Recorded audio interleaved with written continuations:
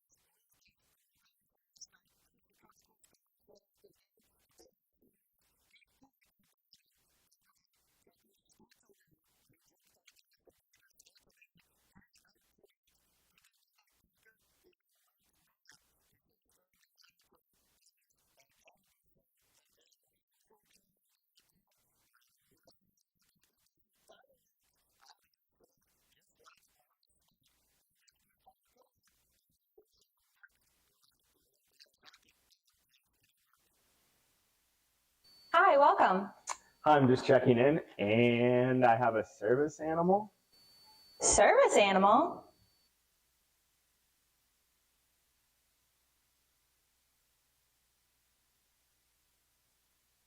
Do you have anything on the ground floor so I can let him out at night? Keep up with your Prowlers all season long on social media. Follow us on Facebook at the Port Huron Prowlers, Instagram at PH Prowlers, and Twitter at PH Prowlers.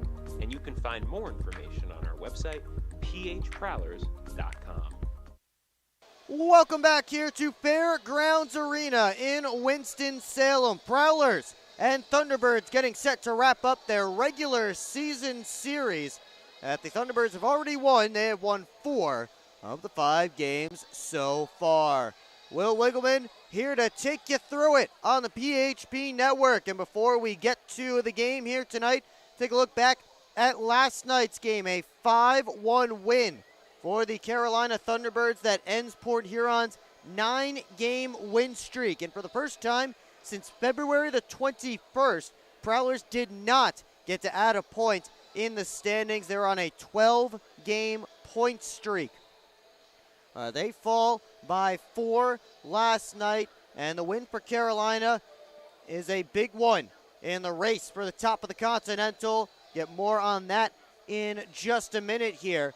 It was a rough and wild one as far as the penalty sheet goes, especially in that third period. 127 combined penalty minutes. Some of them ended up getting added after the game ended. It was that kind of craziness that they weren't able to keep everything on track with the live stats throughout the game. They had to make sure that everything was correct afterwards. So then it was all said and done.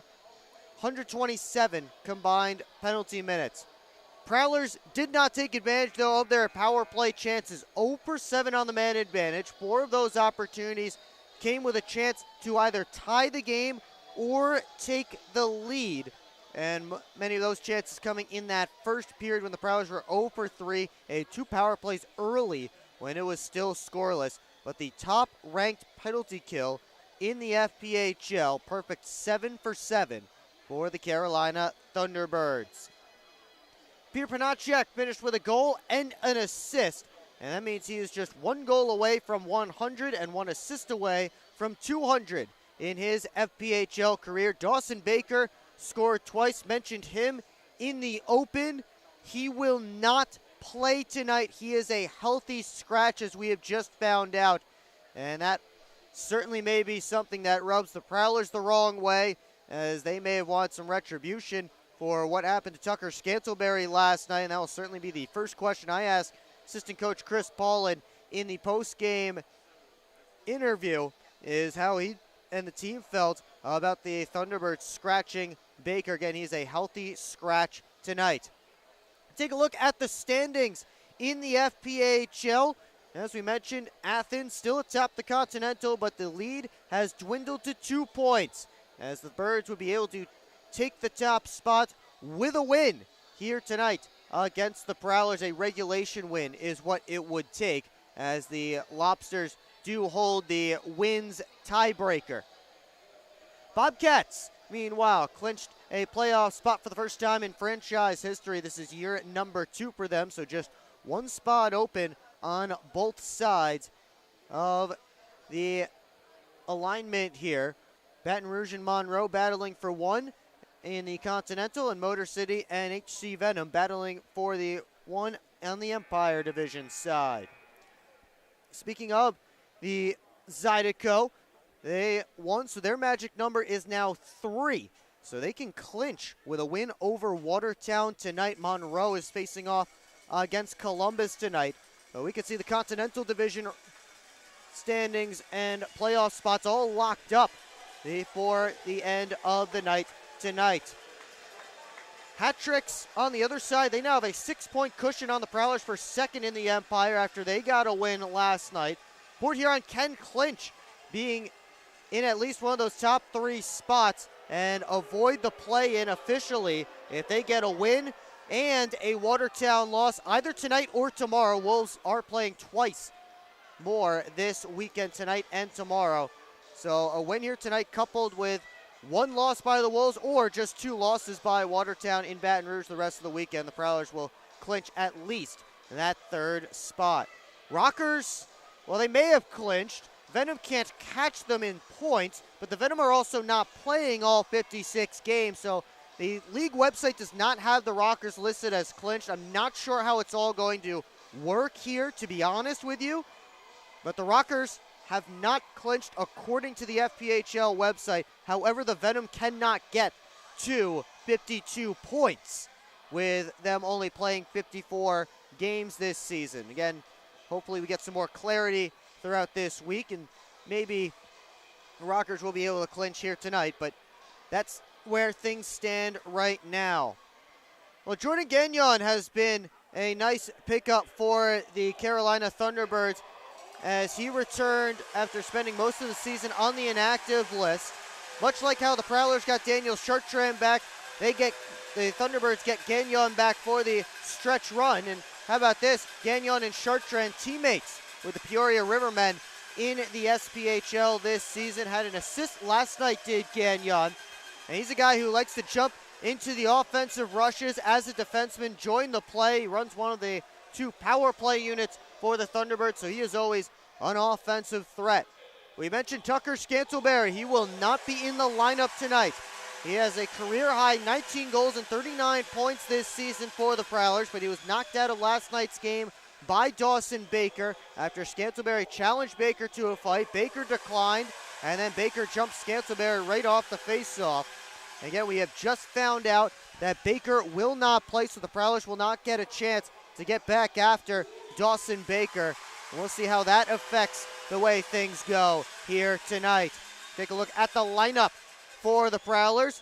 Jamie Bussell comes in for Tucker Scantleberry. He'll center Daniel Chartrand and Dylan Marty. Vinny DeCumbis becomes the extra forward. On defense, Adam Heinzel comes in to replace Brian Parsons, and he'll play alongside Ben Brockway. They announce the starters for the Carolina Thunderbirds. Let's give you the starting lineup for the Port Huron Prowlers, presented by Orthopedic Associates. It will be the line of Bussell, Chartrand, and Marty up front.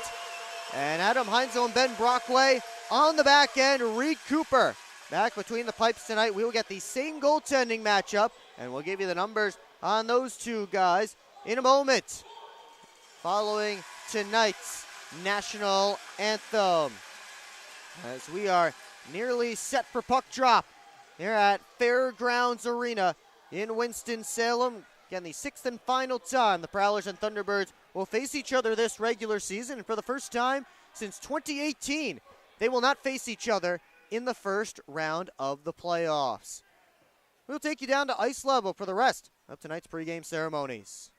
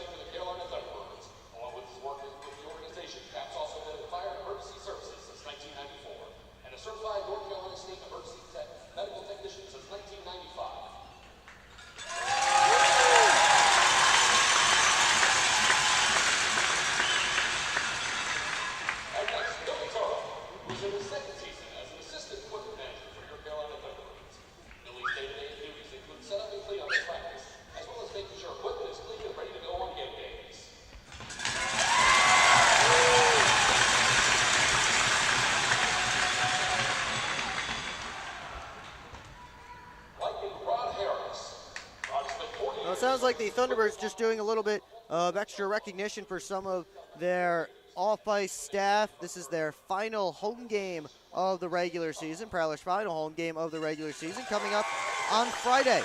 They take on the Motor City Rockers. A 7:05 puck drop at McMorran Place, and that will be Fan Appreciation Night at McMorran Place, so be sure to come out for that one. Of course, we have a great staff on and off the ice that works hard every game to make sure that the in-arena experience is as great as it can be, make sure the players are well taken care of, and all that fun stuff. So we appreciate, of course, the hard work of everybody who makes things go at McMorran Place every game all season long, and certainly we will try and recognize them when we get to the final home game of the regular season this upcoming Friday. And momentarily we will get to tonight's national anthem.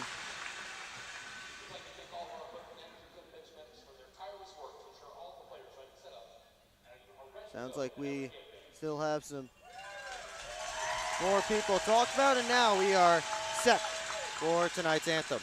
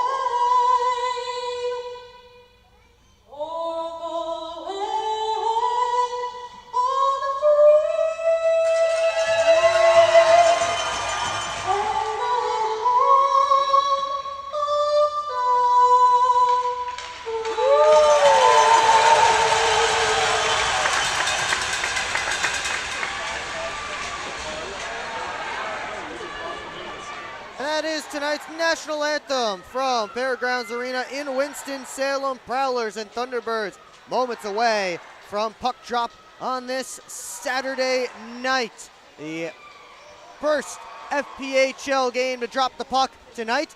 Welcome you in if you're just tuning in, waiting for your team to get started. Let's give you tonight's goaltending matchup. Same as last night, Reed Cooper and Boris Babick. It was Cooper who took the loss last night after making 25 saves. He saw his 4-start win streak snapped in the loss.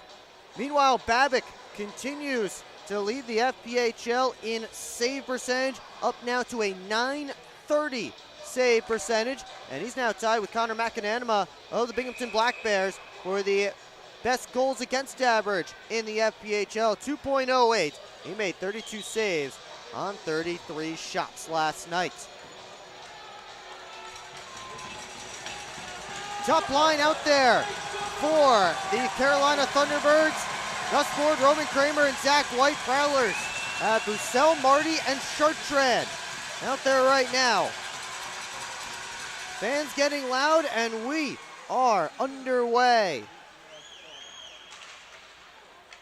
Bussell grabs the puck, and he rims it all the way around. Chartrand waiting for it, tried to throw it right on net. Marty got behind the cage. Bussell works out, sends it up top. Heinzel across. Brockway let it go, and it's snagged down by Babick. And Brockway and Kramer having some words.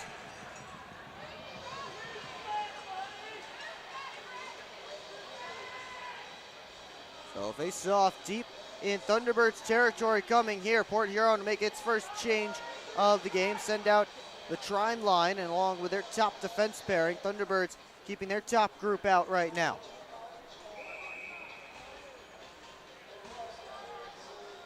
Maybe that's just a little appetizer, Brockway and Kramer, for what's to come here tonight. There was plenty last night as White able to pick it up off the boards, gave it right away to Price, but he couldn't come back in with it. White and Fox were tangled up. Here's Price with an outside try. That one off the stick of Oliver Baudouin and up out of play. Now Fox having a chat with White.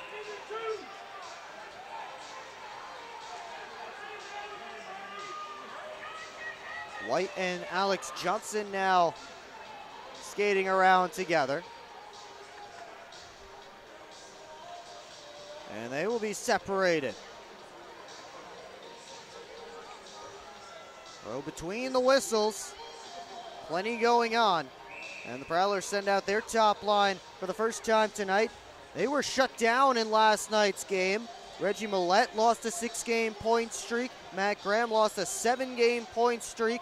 And Lucas Lockney lost a 14-game point streak in last night's game. Here is Lockney, fanned on the shot, and he got back deep. Lockney able to glove it down. Here he comes, and a save by Babick.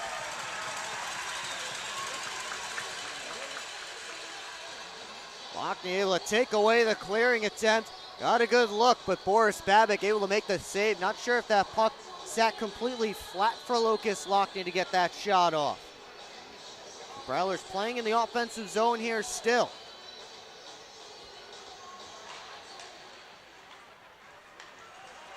Moved out of the zone. Austin Federley back for it, still on defense. No icing here, so Jordan Gagnon has to come back for it. He has all kinds of space, and he steps out and starts to skate. Gagnon gets the red line. His dump attempt hit Graham, and Port Huron takes over. Tipped in by Lockney. Gagnon leaves it in the near side corner for Salak. Farmer takes a look up ice. Couple of Thunderbirds collided. Farmer tried to send it in that direction. It was Salak and Dmitry Selyatin, who's replacing Dawson Baker in the lineup tonight. Thunderbirds do have to dress one short, with Jacob Schnapp getting a 2-game suspension for his actions in last night's game. But per FPHL rules, when a team has a multi-game suspension, they have to dress a man down. Here's Welsh working in. His shot blocked. And the rebound bounced over DeCumbus' stick. Here comes Selyatin on the outside, all the way around the cage. Up top it goes to Keeley. King takes a look. His shot blocked by Welsh. Clay Keeley on for brother Nate. Into the offensive zone. Drops it off for Batita. Nate Keeley all the way up high for King. Tried to send it on goal. Chartrain got a piece of it. Bounced towards the net. And Cooper able to sweep it back behind. Batita turned it right through the crease. Chartrand first down on the other side. Go off the boards all the way down. Bussell hustling after it. Clay Keeley wins the race. And an icing called against the Prowlers. 2:44 gone in period number 1, the Munger Physical Therapy first period. And still searching for our first goal. Prowlers with the only 3 shots of the game so far.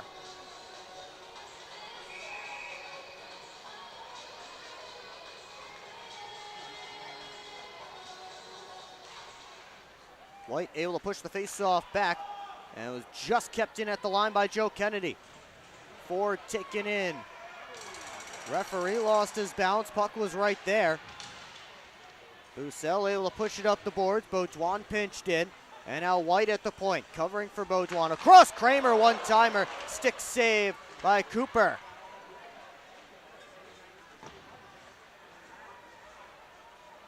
Kennedy regroups in the neutral zone as Port Huron gets a change going. Baudouin got it in, right to Alex Johnson. On for Millette. Enters the offensive zone. Millette galloping around the net. Trying to fight off Kennedy. Millette up top now. Trying to make a pass down low. That was knocked away. And Millette sweeps it out of danger. Kennedy.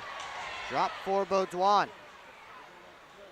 He'll hang out behind his own net and wait for the breakout to develop. Baudouin right up the middle of the ice. Gets the red line, gets the Prowler blue. For he took a bump. Penalty coming up against the Prowlers. And the first power play of the game will go to the Thunderbirds. And it's Dylan Marty who is chasing Baudouin from behind and hooking the signal. The Thunderbirds faithful very happy by a minor penalty as they get to see the fifth-ranked power play in the FPHL step out there. That was 1 for 5 last night. This is the unit that scored it, John Butita, who's lined up on the near side of the face-off circle, was the one who got the power play goal. Jan Salak on the half wall, sends it up top, sent down low, and tipped wide by Butita. Heinzel comes in and crunches Nate Keeley. Pastuca all the way across the blue line to Panacek. Now Salak try to go back to Panacek.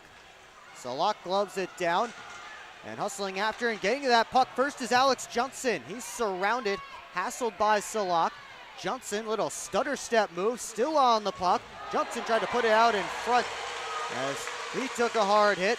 But Johnson able to kill plenty of time on this Thunderbirds power play. He heads off for a change. Prowlers still killing time as Brockway winds and claps it all the way down. Minute 10 left on the penalty to Dylan Marty. Now Federley pulls it off the wall. He shoots and a save by Babic. Rebound still loose and pushed behind the net. I thought Babic had that one, but the rebound was available. 49 seconds left on this Thunderbirds power play. Kramer in the corner. Goes behind. Now it's sent up top. Ford to Clay Keeley. Gave it back. Tried to go back to Clay Keeley. That didn't work. He did just keep it in. No, he did not. Offside called at the Prowler line. And we'll see if they have to separate some guys before this TV timeout. And indeed they will. We will step aside. 30 seconds left on the Thunderbirds power play when we come back here in Winston-Salem. SMR Automotive Systems is part of the Motherson Group and a proud community sponsor of the Port Huron Prowlers. We are one of the largest manufacturers of rear-view mirrors for passenger vehicles in the world, with local plants in Port Huron and Marysville. We strive to support our local communities and have positions available for various abilities and experience. Find out more about who we are at smr-automotive.com. The Eastern Michigan Small Business Network, providing resources and funding to help start or grow your business. Small business support in participating Region 6 counties. Take advantage of the network's free training and events for entrepreneurs and small business owners. The Eastern Michigan Small Business Network aims to boost your chances of success. Learn more about the network's small business cohort program. With rentable workspaces, business coaching, training, and funding opportunities, it's time to become a client of the Eastern Michigan Small Business Network. Back here at Fairgrounds Arena, Gus Ford and the Thunderbirds still with 30 seconds left on their power play here. Ford with a goal last night, the opening goal of the game, up to a team high 31 goals, 47 assists, 78 points. And it looks like unless somebody goes crazy in these final few games, Ford will lead the team in all three categories for the second straight year. Clay Keeley knocks it in, heads after it himself. Will knock and chase, and Keeley knocked to the ice by Brett Lockhart. Final seconds ticking off of Marty's penalties. He's standing ready to step out onto the ice. Kramer stops up. Lockney right on him. White down low to Selyutin. Tried to sweep it out in front, couldn't find a teammate. Graham got it out forward, across to Gagnon. Thunderbirds in the midst of a change. They send it right across to their bench, and Pierre Panacek kicks it back to his own end. Now Lockney with a steal. Babic came out to play it away from the Prowlers, one of the Prowlers' most dangerous forwards. Graham and Farmer are tied up behind the Thunderbirds net away from the puck. Meanwhile, Carolina exits its own end. Panacek flying down the right wing side. Fed it out in front, and Cooper cut it off before it got across to Salak. Now the Prowlers on a counter. Millette throws on the brakes, waits for help off the bench. He wraps it all the way around. Fox down towards Lockney. And Gagnon tied up. Loose puck taken by Farmer. And he bounces it up to Salak. Dumped in, Brockway trying to push it through Pastuca. Will reach the 200 assist plateau in last night's game.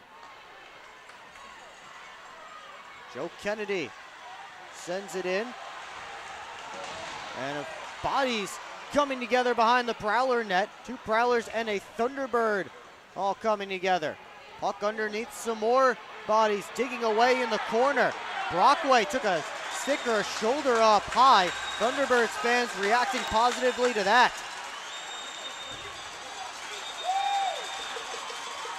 Bobby Price goes off the glass, out of the zone, and now Marty fresh off the bench hustling after it. Had it poked off his stick, Price following up the play.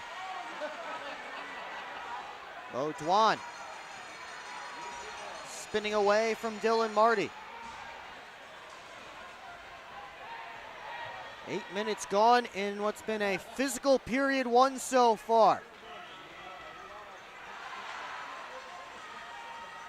Kennedy skates into it, just sends it into the offensive zone.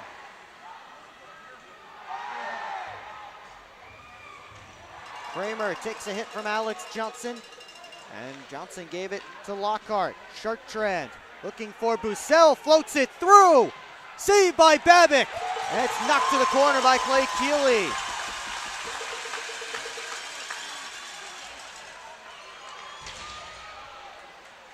Sent in by White, and Johnson takes it from his goaltender Cooper. Chartrand across for Millette. Graham with them as well. Graham tried to slip it back down for Millette. They couldn't connect. Comes all the way up the half wall. Millette floats it across, looking for Organ. Clapped it back on goal. That one just a bit too high. Lockney steps in front of Clay Keeley as they look for that loose puck. Graham able to dig it out. Lockney behind the cage. Out in front. Federley down low, and that one got all the way through. I think he was looking for a stick. Federley gets it back deep. Prowlers cycling. Graham couldn't pick up that puck. He throws the body into Lane King. Clay Keeley had trouble with it. And Butita able to rescue the puck for Carolina. Kramer, lead pass, tipped into the Prowlers zone by Zach White. And the Birds get a change. But a good shift there for Port Huron in the offensive end. Fox sent it right in. And it's bounced back out. Here comes Pastuca. Sent it all the way across. Farmer picks it up on the other side, and his shot gloved down and held by Reed Cooper. We're at exactly the halfway point of period one, still scoreless here in Winston-Salem. Welcome to McDonald's. How may I help you? Can I please get a big... What I need from you is a chicken Big Mac. A chicken Big Mac? That's not a Big Mac. Actually, it is. It's not a Big Mac. Chicken Big Mac? Chicken bag, special sauce, lettuce, cheese, and pickles on a sesame seed bun. Enjoy. The chicken Big Mac. It's not a Big Mac. Ba-da-ba-ba-ba. We're on a mission to feed the future by helping farmers worldwide be more resilient, more productive, more sustainable, for generations to come. Corteva Agriscience. Keep growing. Hi, welcome. I'm just checking in, and I have a service animal. Service animal?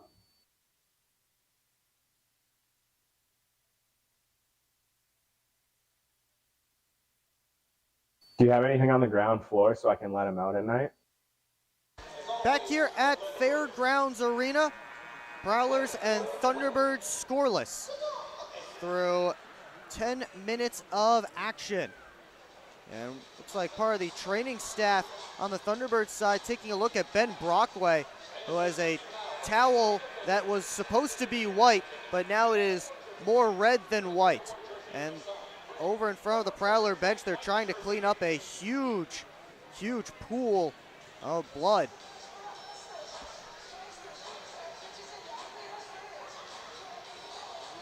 Brockway unhappy, pointing to the Carolina bench as he heads off the ice with the training staff for repairs. And Brockway's jersey a little more red than the rest of his teammates' jerseys.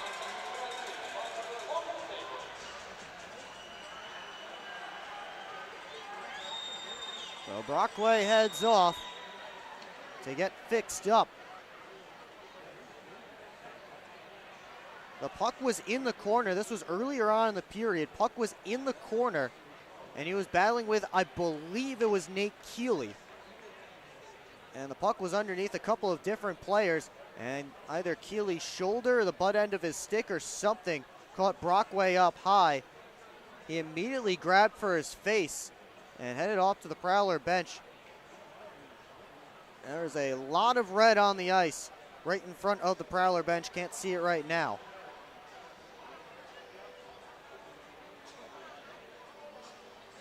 Trying everything, dumping some water on it. They have the shovels out, the scraper out.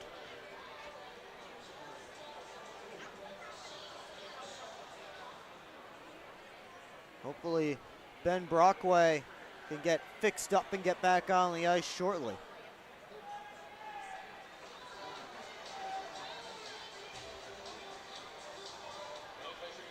And now the maintenance crew having a chat with one of the referees because I'm sure they don't want to delay this game any more than it has to be. And they will be satisfied with that cleaning job for now, and they'll let the Zamboni take care of it when this period expires.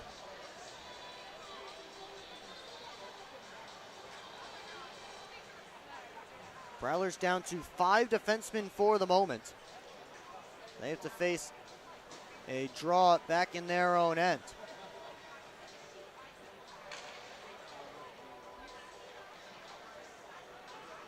Right now they have Lockhart and Heinzel. Heinzel was Brockway's regular defense partner, at least at the start of this game. Now we seem to be ready to go. It'll be Tyler Fox and Peter Panacek on the face-off to get us back going.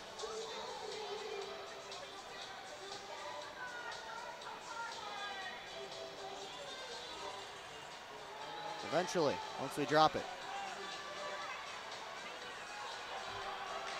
And finally, puck is down. Salak gets in the slot, got a good shot away, and the rebound put home. So immediately out of the TV timeout, it's Yuri Pastuka with the goal. And the Thunderbirds open the scoring here tonight. Face-off win for Carolina. And Jan Salak got a shot off. Cooper able to make the save, but everybody going to Salak. Prowlers get caught puck watching just a little bit as all 3 players down low went to Salak. Nobody picked up Pastuka, and he had a wide open net to put the puck into. Pastuka picking up his 20th goal of the season.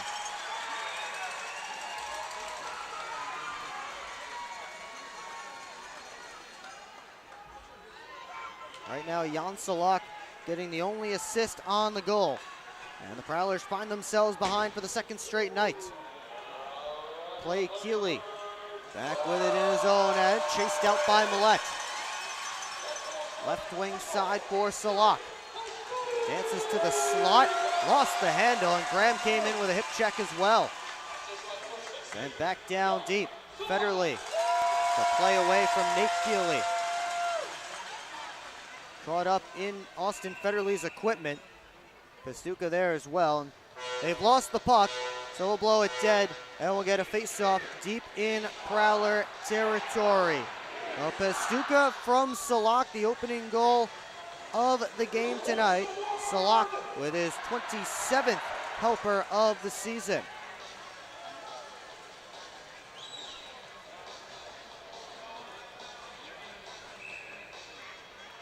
Bussell in to take this face-off against Nate Keeley.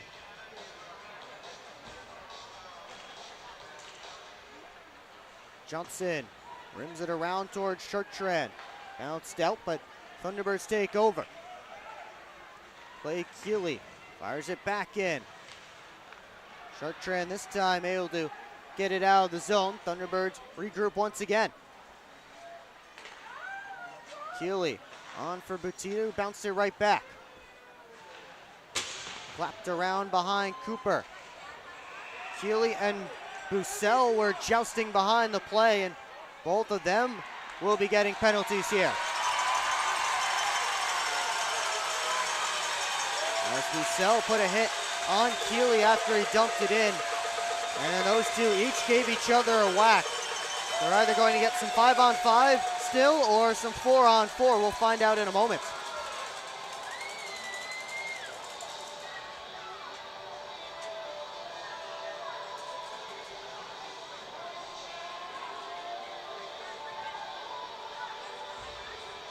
Jamie Bussell back in the lineup tonight for the Prowlers after he was scratched in last night's game, as Port Huron continues to rotate, resting its regulars. Now finds himself sitting in the penalty box. Looks like we will get some 4-on-4 action. Prowlers have DeCumbus, Price, Federley, and Organ. Thunderbirds with Ford, White, Kennedy, and Baudouin.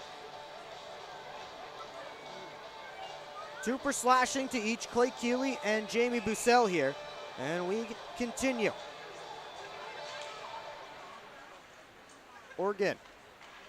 Reverse for Austin Federley. He starts to head up ice. Makes a move around White. Finds some skating room. Federley throws on the brakes. Hands off for DeCumbus. The outside shot. Caught the back glass. Karams all the way back to the neutral zone.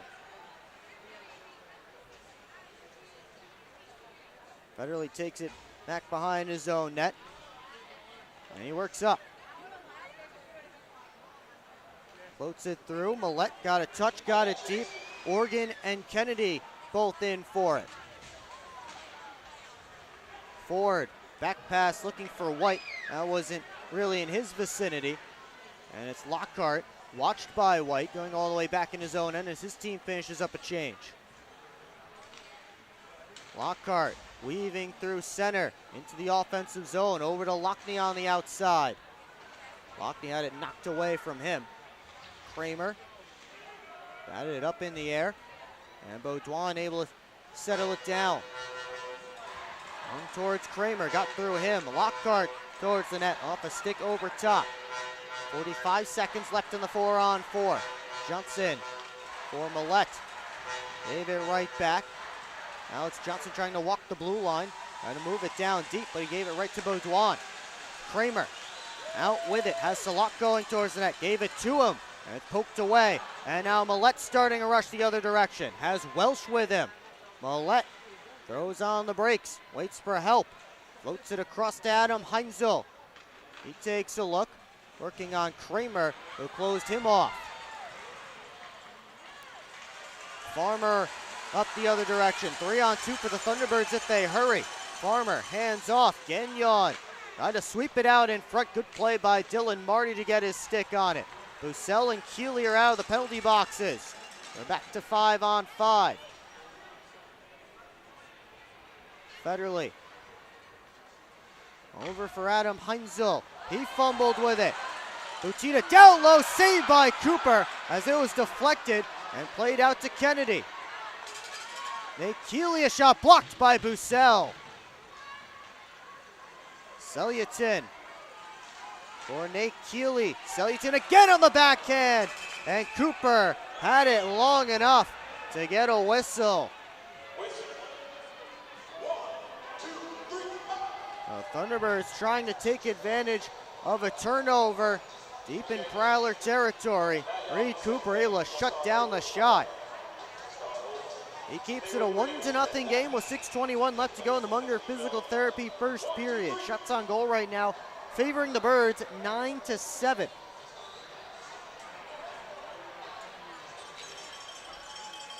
Tied up off this face-off.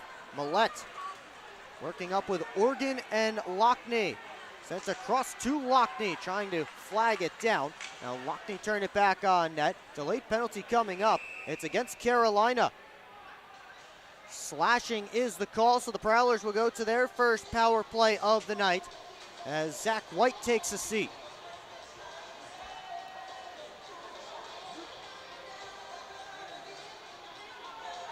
A chance to tie the game for the Prowlers. They were 0 for 7 last night. And as I mentioned in the pregame show, 4 of those 7 opportunities came with a chance to either tie the game or take the lead. Prowlers send out power play unit consisting of Chartrand, Bussell, Marty, Organ, and Lockhart.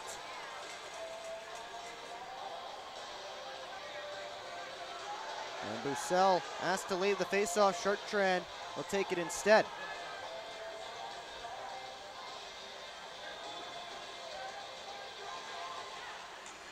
Popped up in the air, came towards the slot, and flagged down by Kennedy. He's able to fire it the length of the ice. Organ tried to go over to Lockhart. They got their signals crossed, and Kramer sends it all the way back into his own end to waste some more time. Clay Keeley fires it all the way down. 25 ticks already bled off this Prowlers power play.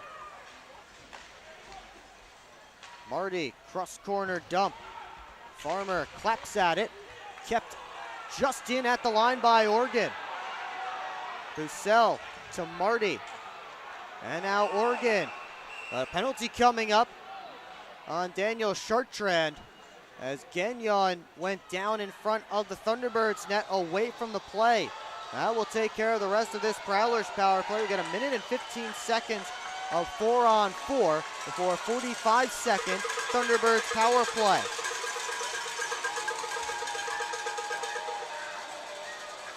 Bussell and Ford representing their teams at the referee circle as they get the decision from the men in stripes.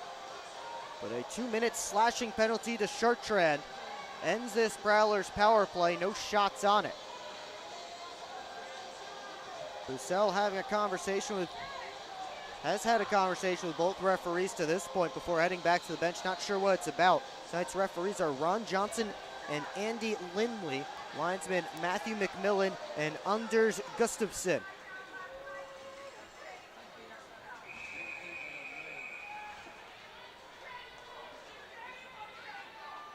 And it looks like the door is open down by the Prowler tunnel.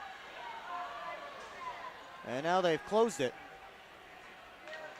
Will they open it again? Yes, they will. Ben Brockway coming back out onto the ice. Stick taps from his teammates, a chorus of boos from the stands.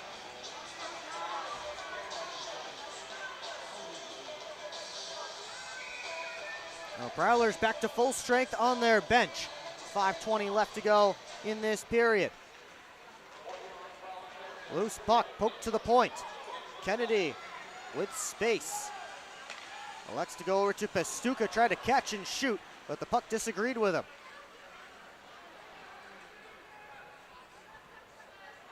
Federley with a wall of Thunderbirds right in front of him, drops it off for Johnson. Millette tried to go all the way across. Lockney trying to settle down the bouncing puck. Federley couldn't get it back deep. And here comes Salak. Moving it through for Kennedy. That was out of his reach. Johnson throws a check on Joe Kennedy. 3 Prowlers, 2 Thunderbirds digging away right now. Puck stuck up in the corner. 23 seconds left in the 4-on-4 before the abbreviated Carolina power play. And now the loose puck pulled out. It's Lockney with Millette, 2-on-2. Millette ran into Lockney, and he lost the puck. Back comes Kramer with Farmer. Kramer couldn't keep it in the zone under duress from Adam Heinzel. Thunderbirds on the man advantage now, as White just stepped out of the penalty box. It's Clay Keeley getting the red line over to Kramer, and he had it poked off his stick out of the zone. Fox trying to give him some trouble. Floated down towards Babbitt. Ford bounced it around to the far side. Sullivan rink wide feed to Kramer. Rims it all the way around. That took a hop off the boards. Popped out in front. Prowlers able to send it all the way. Ford to White at the blue line. Across to Kramer, walks in. Couldn't get a shot away. We're back to 5-on-5 now. Gagnon from the point, deflected, and a save by Cooper. Shutting down the shot pass by Gagnon to Roman Kramer. 3:13 left to go in period one. 1-0 for the Thunderbirds. We'll be right back here on the PHP Network. At Hungry Howie's, we have a flavor philosophy. It's that you deserve to mix and match the most delicious flavor you've ever had with even more of the most delicious flavor you've ever had. But how can you mix and match the most delicious flavor twice at the same time? Well, we're not in the business of logic. We're in the business of blowing your flavor-loving mind with flavor upon flavor. Philosophize on that. Get any 2 items on the mix and match menu, including the 2-topping flatbread pizza for $6.99 each. Hungry? Howie's!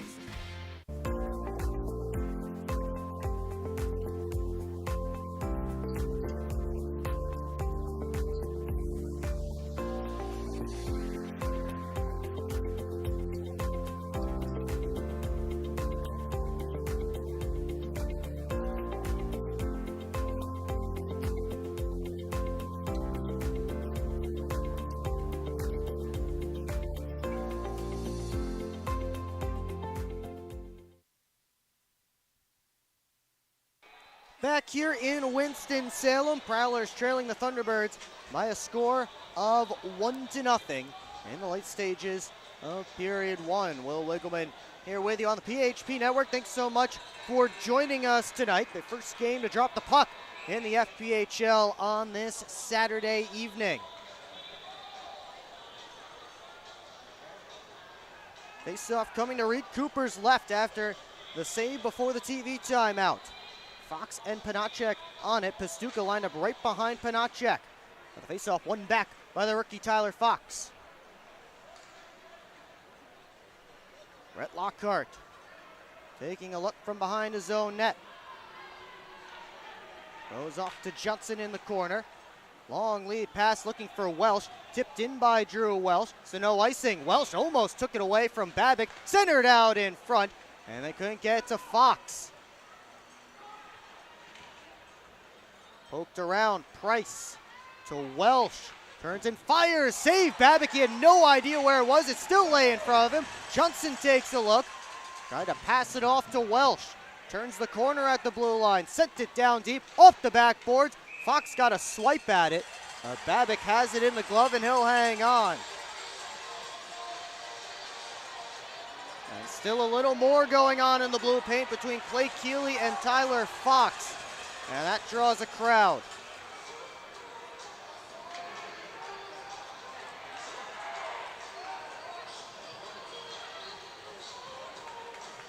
Looks like Bobby Price is being escorted to the penalty box and nobody else.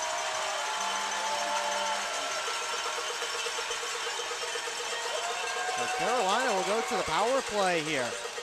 And Jamie Bussell wants to know why.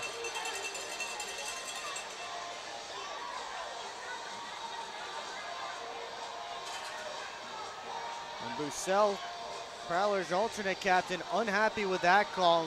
He is giving it to Gus Ford right now. So out of what seemed like a harmless scrum. Bobby Price gets the only penalty, and Carolina gets its third power play of the game. Unsportsmanlike conduct, the call against Price. Clay Keeley spins at the blue line. Ford to Keeley. Celluton and Oregon battling right in front of Reed Cooper. Clay Keeley unloads the drive, blocked by the returned Ben Brockway. Sent out to the top, Keeley. Off the blue line, down to Kramer. Centering feed, tipped wide by White. Brockway gets to it in the corner, and he clears. Oregon and Celluton not done, and I think they might just get Oregon. Oregon right now going after Celluton. They blow it down. But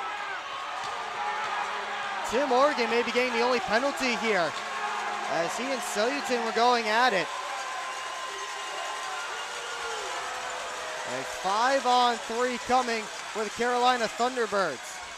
Alex Johnson is upset right now. Austin Federley is as well. Both of them having separate conversations with separate referees. 1 minute and 18 seconds of 5-on-3 time coming for the Thunderbirds. Federley still with a long conversation with Ron Johnson, the referee.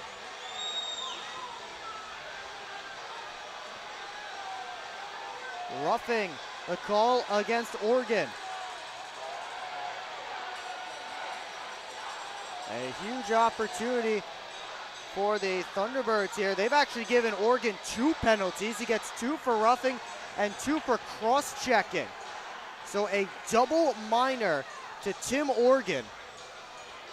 And a 5-on-3 for 1 minute and 18 seconds. This will be the 3rd and 4th power plays of the game for the Birds. Those 2 Oregon penalties.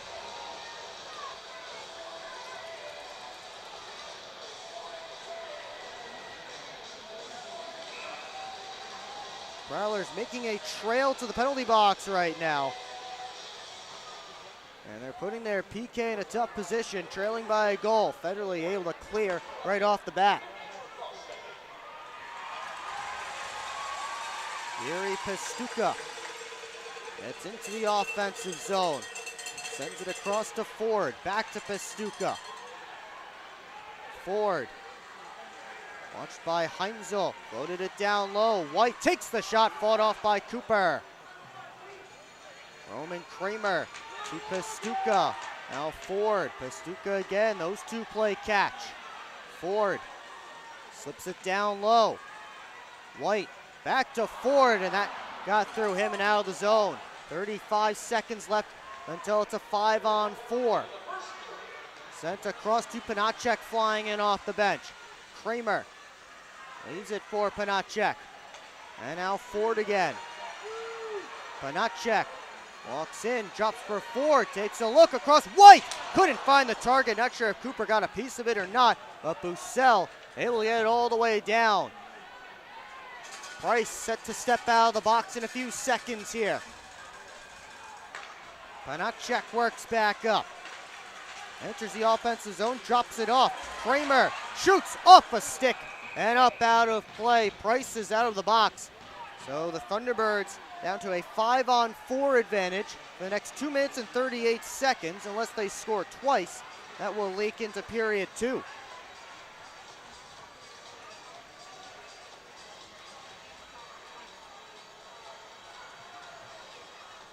Face-off will be to Reed Cooper's left. Prowlers have gotten through part of it, but not all of it quite yet.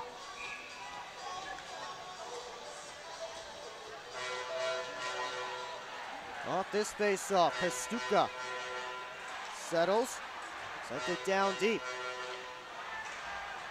Nate Keeley took a hit from Johnson. Brockway and Batita tied up.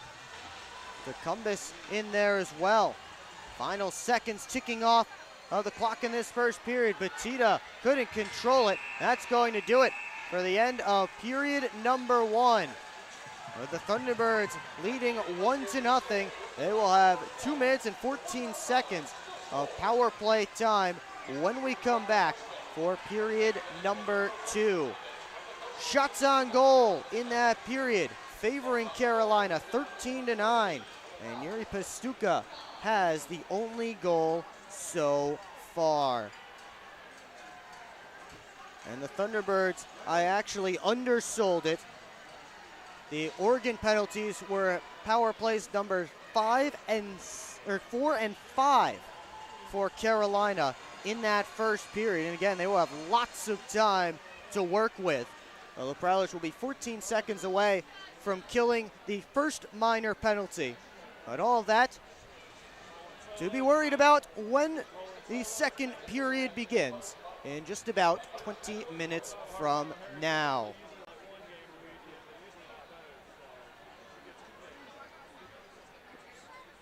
Coming up on the Moses Roses Smoke Break, first intermission report here on the PHP Network. We'll take a look at the top plays from the month of March. Also take a look at some storylines from around the FPHL today, out-of-town scores, and much more. It is all coming up on the Moses Roses Smoke Break first intermission report, and it's only here on the PHP Network.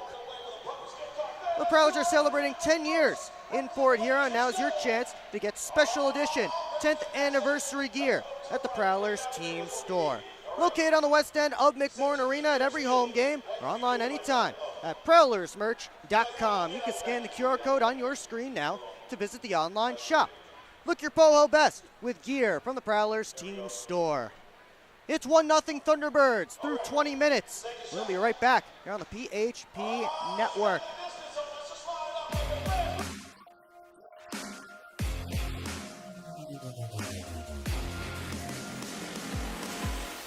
It's time to wake up on the sunrise side of Michigan. Wake up to beautiful beaches. Wake up to vibrant urban landscapes. Wake up to unique eats. Wake up to charming coastal towns. Wake up to cozy entertainment. Wake up to Michigan's Thumb Coast. Plan your perfect wake-up call using bluewater.org. Keep up with your Prowlers all season long on social media. Follow us on Facebook at the Port Huron Prowlers, Instagram at PH Prowlers, and Twitter at PH Prowlers. And you can find more information on our website, phprowlers.com.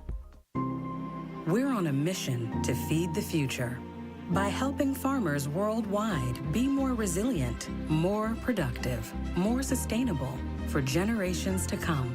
Corteva Agriscience. Keep growing. Grab your friends and head to Bella Bola, a local pizza spot located in the heart of downtown Port Huron. Our menu is full of timeless favorites made fresh in our on-site pizza oven. Available for pickup or delivery. Just don't fight over the last slice.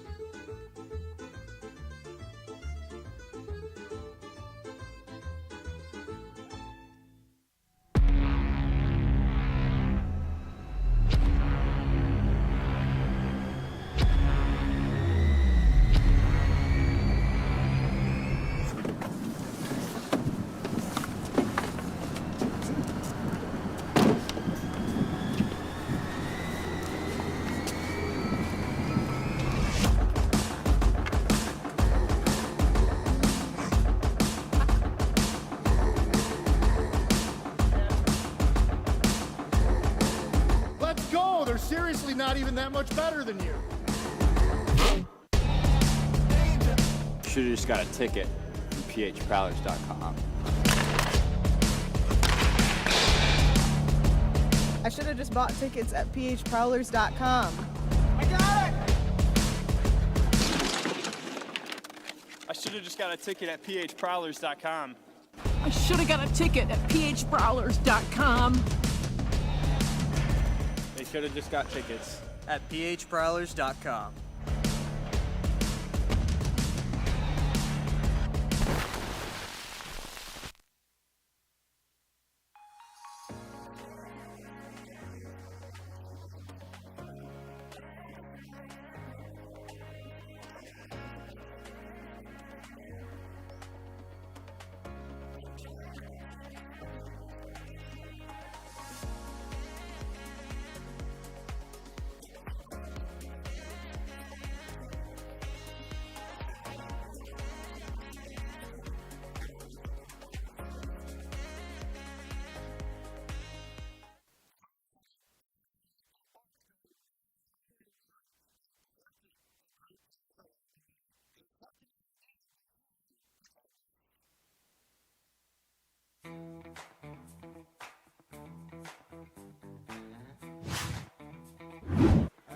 taken away. Blaney tried to play it through. Pass in front. Great save by Yoshi on Curtis Hansen. Hansen was all by himself. Puck came to him in front, and Yoshi, who has not been busy at all in this third period, stayed sharp and came up with a big save. Throws up to the boards. Makes his way up high. Backhands it deep. Lochte scores! Millette with a soft backhander towards the slot. Lucas Lochte able to whack it over the glove pad of Brendan Colgan. And the Prowlers, just a minute 2 into period 2, have doubled their lead. Reggie Millette worked his way up top, had a couple of wolves on him, so he just got it deep. And Lucas Lochte able to whack it. Scored their first goal tonight. And here he comes, swinging to the right. Molan back to the middle, makes a couple of fakes. Cooper pokes it, and the Prowlers win! Reed Cooper with the stop, and the Prowlers take it tonight in the shootout. Here's Weisblatt making a move on Heinzel, taken down. Nuciainen the save, Milan blocked by Johnson in the crease. Colatursi shot stopped by Nuciainen. And Marty gets it out. And the crowd goes wild for Valtteri Nuciainen and Alex Johnson. Penalty has expired of regulation tonight. Into with a steal. Down low, Lord, stoned by Valtteri Nuciainen. He got it with the glove and he hangs on. Big first stop of period 3 for the Prowlers netminder. Bussell won it back. Sent around Federley. Lead pass looking for Bussell. Bussell finds the loose puck, tripped up, but he scores! As he was falling down, Jamie Bussell, don't forget about him. It's the extra point for Port Huron. Federley sent it right up. It was partially blocked by the Rockers defenseman who had trouble with it. Bussell was able to tap it through, got tripped up. He kept on chugging. He goes 5-hole on Ricky Gonzalez. And for Bussell has to glove it back down. Bussell on his backhand. Now for Millette. Backhand, he scores! Millette gloved it down and fired a backhander upstairs. And the Prowlers make it 4. Reggie Millette settled down the saucer pass from Jamie Bussell, had to glove it down, saw it on his stick, took a look over his shoulder, and just fired it to the top corner. Kept it deep only for a moment. Blaisdell now gets it back down low, pass in front, Corgan! Stopped by a sprawling Cooper! Chris Corgan coming down the backside, robbed by Reed Cooper as he dove across. Prowlers try and work out, it's Lochte. Going across to Millette, chips it past Blaisdell. Millette's in, he scores! Reggie Millette, 43 seconds in, has the Prowlers on the board first. And after a chance one direction that Eli Rivers can't convert, Reggie Millette makes good the other way with his 14th of the year. And he tried to get Federley right off the bench. He had it poked away, but he gets it back. Lochte by himself. Scores! Between his legs, Lucas Lochte! What a start for Port Huron. Lucas Lochte put him on the highlight reel.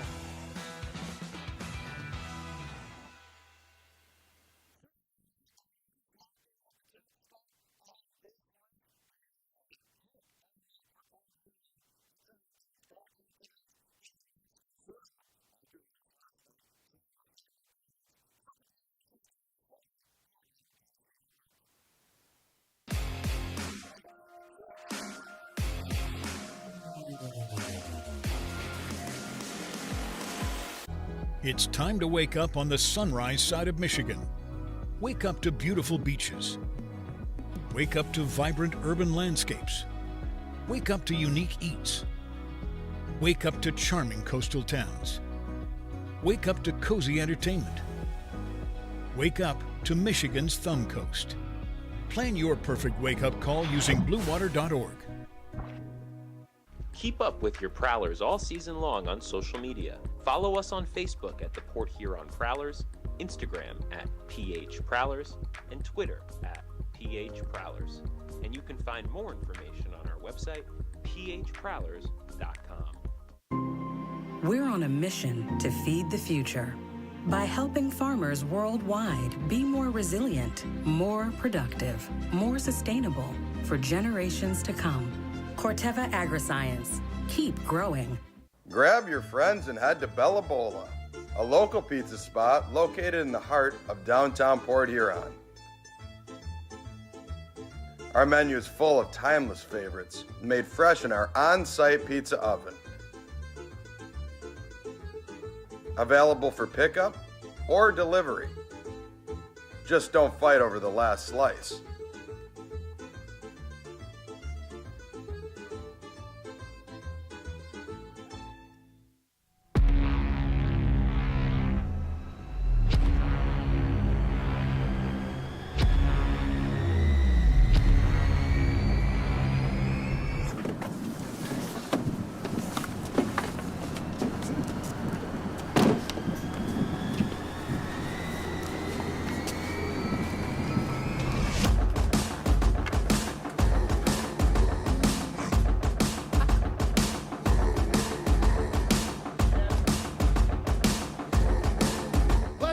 They're seriously not even that much better than you.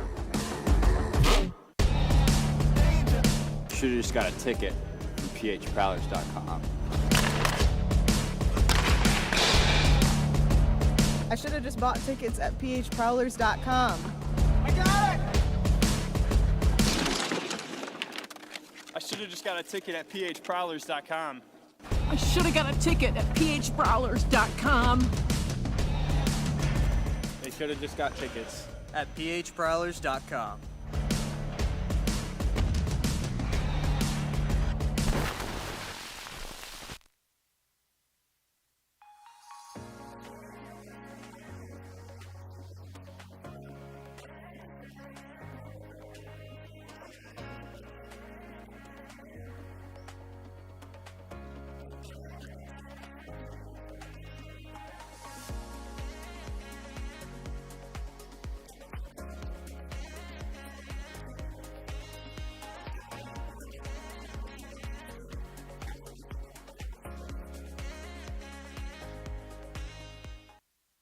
Back here in Winston-Salem, 20 minutes down, middle 20 coming your way shortly. And the Prowlers trail the Carolina Thunderbirds 1-0. Will Wiggleman here with you on the PHP Network. Thanks so much for joining us tonight. Yuri Pastuka has the only goal so far. Thunderbirds will have 2 minutes and 14 seconds of power play time when we return for period number 2. But first, a little bit more to do on this Moses Rosa's smoke break first intermission report. And we start by taking a look at some storylines from around the FPHL. We start with the Blue Ridge Bobcats, who clinched their first playoff appearance in franchise history last night. With their win, Monroe took the loss. They still do have a chance at third in the division, a slim chance, but a chance nonetheless. For the Bobcats in year number 2, a 10-win, 33-point improvement from their inaugural season with still 3 games to go. They're currently 3 points up on Baton Rouge, is another team that's had significant improvement from year number 1. And the Zydeco, though, with 2 games in hand as they battle for the 4th spot in the Continental.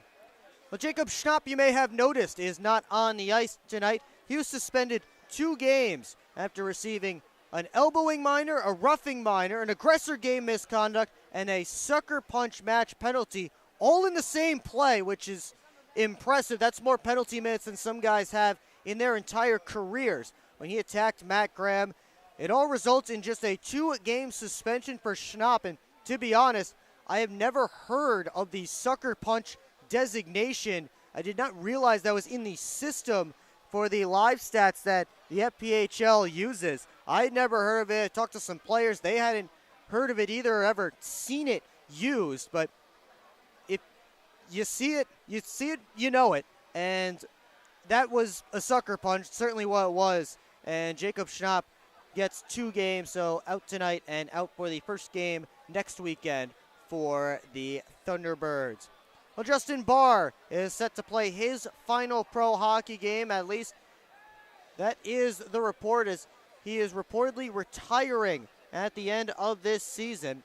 He was supposed to be serving a suspension that was to last through the end of the year after shoving a linesman and breaking loose from another one earlier this season. A few weeks ago, the league allowing him to play tonight again just because it is his final pro game. The league making an exception for Justin Barr tonight. He's been in the FPHL for parts of 7 years, dating all the way back to 2011-12. He also played in the SPHL, made a brief appearance in the ECHL, and played in the All-American Hockey League way back when he first broke in as a pro, if anybody remembers that league. But Barr getting a chance to salute the Mississippi fans one final time, the only captain in Mississippi Seawolves history. That game, the only one that has dropped the puck so far. They have just dropped the puck in Biloxi. Still obviously scoreless because nobody scored within the first few seconds. And they are facing off against the Danbury Hat-Tricks. Hat-Tricks hung 11 on the Seawolves in last night's game. All the other games on the slate so far tonight, not yet underway. Bottom of the hour, 7:30 Eastern. The Blue Ridge Bobcats get set to host HC Venom once again. Bobcats with a 6-0 shutout win last night. At the top of the hour, Zydeco go back at it with the Wolves in the middle game of their 3-3. Zydeco got a 2-goal win in last night's contest. Also coming up at the top of the hour, the Dashers trying to bounce back from an 8-2 loss to the Motor City Rockers in Danville. That's the middle game of a 3-3 as well. And finally, the Moccasins and the River Dragons finish off their 3-3. And the Dragons have taken each of the first 2 matchups. Moccasins are just hanging on by a fingernail to the chance of getting into the Commissioner's Cup playoffs, but they need wins and they need them now. And tonight would be a good place to start, but even if they do win out, there's certainly nothing close to a guarantee that they will be able to get a playoff spot. Take a look at the stats from that opening 20 minutes. Thunderbirds outshot the Prowlers 13-9. They're 0 for 3 on the power play right now. They have 14 seconds left on Tim Organ's first minor penalty before first full 2 minutes of power play time, as Oregon will continue to sit in the box as he picked up 2 minor penalties on that play near the end of the first. And those will be power plays 4 and 5 for the Thunderbirds this evening. Take a look at the PHP Network trivia question, and it involves the man who scored the opening goal tonight. But it's about him getting an assist. He did it last night, became the 15th player in FPHL history to reach the 200 assist milestone.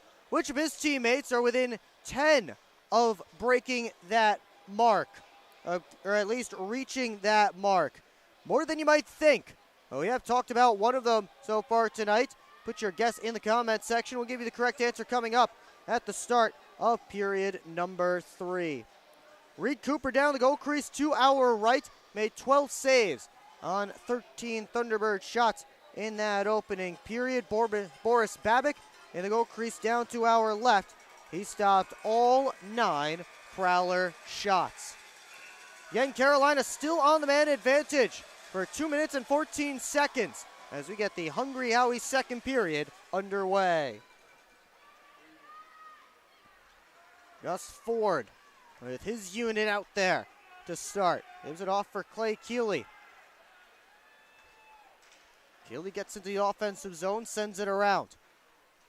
Ford let it go through, took a hard hit from Matt Graham, and then White took a shot. That was gloved and held by Cooper. Well, Prowlers head coach trying to lead by example, finishing his check on the Thunderbirds' best player. Daniel Chartrand comes out to replace Tyler Fox ahead of this face-off.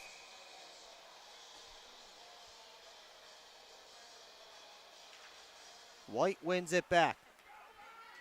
Clay Keeley walks the blue line, down for Kramer. And now White for Kramer again. They play catch. White around to the other side to Ford. Keeley for Kramer. Keeley again. And now Kramer takes a look towards the net. Keeley once more. They continue to pass the puck between themselves while players set up around the zone. Keeley, one-timer deflected wide. Think Graham may have gotten a piece of that one. Now Lane King out to Ford. His shot shouldered away by Cooper. Minute 14 seconds left in this Thunderbirds power play as Kramer was dumped along the half wall. Graham takes the puck. Prowlers move up shorthanded. Alex Johnson, an outside shot stopped by Babick. The rebound just bounced past Daniel Chartrand. And Chartrand sends it back to Brockway to waste some more time. Jamie Bussell takes a look from behind his own net in no hurry. And now he'll float it all the way down in Babick's direction. 42 seconds left on the penalty to Tim Organ. Panacek off for Salak. Drops it to Batita. And now Panacek again. Batita all the way around behind the net. Up top, Pastuca. Down low. And he was looking for Panacek's stick. And it was just deflected off the back glass. Pastuca turns back, didn't like what he saw. And now he loses the puck. Final seconds ticking off this Thunderbirds power play as Babick moves it up towards the Prowler bench. Organ is out of the box and the puck comes right to him. He gets it deep. Marty from the outside is saved by Babick, and he'll reel it in and hang on. So the True Balance penalty kill passes the test. It's still a 1-0 game. And Port Huron now with an offensive zone faceoff, getting set to try and go to work.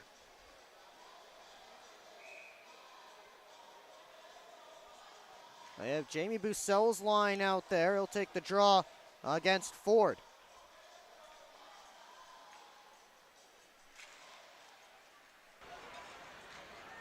Joe Kennedy off the boards. On for Kramer. Rink wide feed finds White. Try to go back to Kramer. And toppling over White was Organ as he tried to throw a check.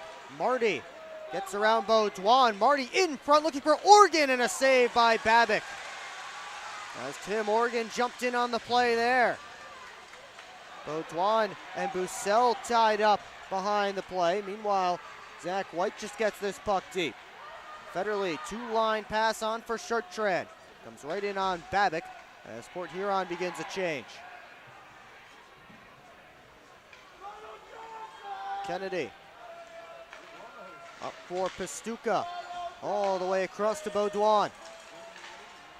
Sent down and around. Johnson gets there ahead of Salak. And Lockhart tried to slip it up. Came all the way through for Price. Tried to go to the outside. Panacek was in between Price and Welsh. Prowlers still working deep. In on the forecheck. Price centers looking for Welsh. And Pastuca got his stick in the way. Pastuca sends it all the way down and will die just short of the icing line. A perfect dump from Yuri Pastuca. Farmer collects this puck. Goes up to Nick Keeley fresh off the bench. Drops the shoulder and pushed it right through the crease. Gagnon for Farmer. Butita claps it down and around. Cooper out behind the net to play it. Sweeps it for Lockhart. Up the boards, he has Lockney in the neutral zone. Enters the offensive end. Drops it off. Millette down Main Street. He scores! Reggie Millette rips one by Boris Babik. And the Prowlers have tied things up at 1. I mentioned earlier the top line for Port Huron was shut down in last night's game. They come up with the goal there. An absolute rip from Reggie Millette. We'll call that one the proper 12 Irish whiskey shot of the night.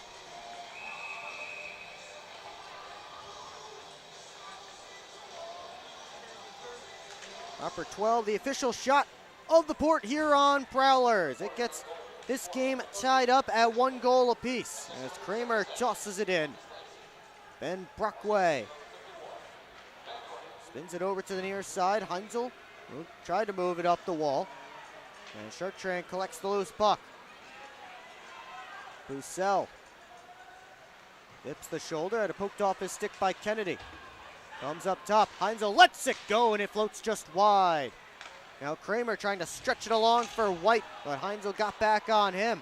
Delayed penalty coming up, it's against the Prowlers.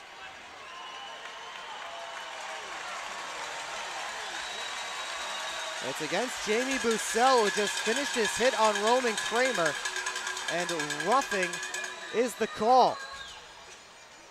Much to the delight of the Thunderbirds fans, the Prowlers will go back on the PK for the 6th time in this game.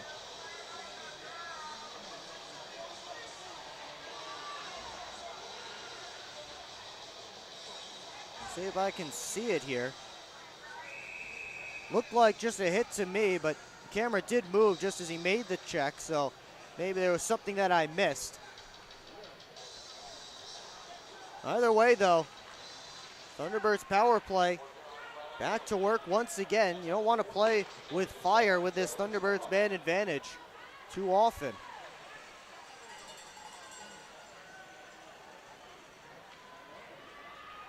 Up comes Gagnon, weaving his way into the offensive zone, squeezed off by Lockhart, pardon me. Lockhart sends it all the way down.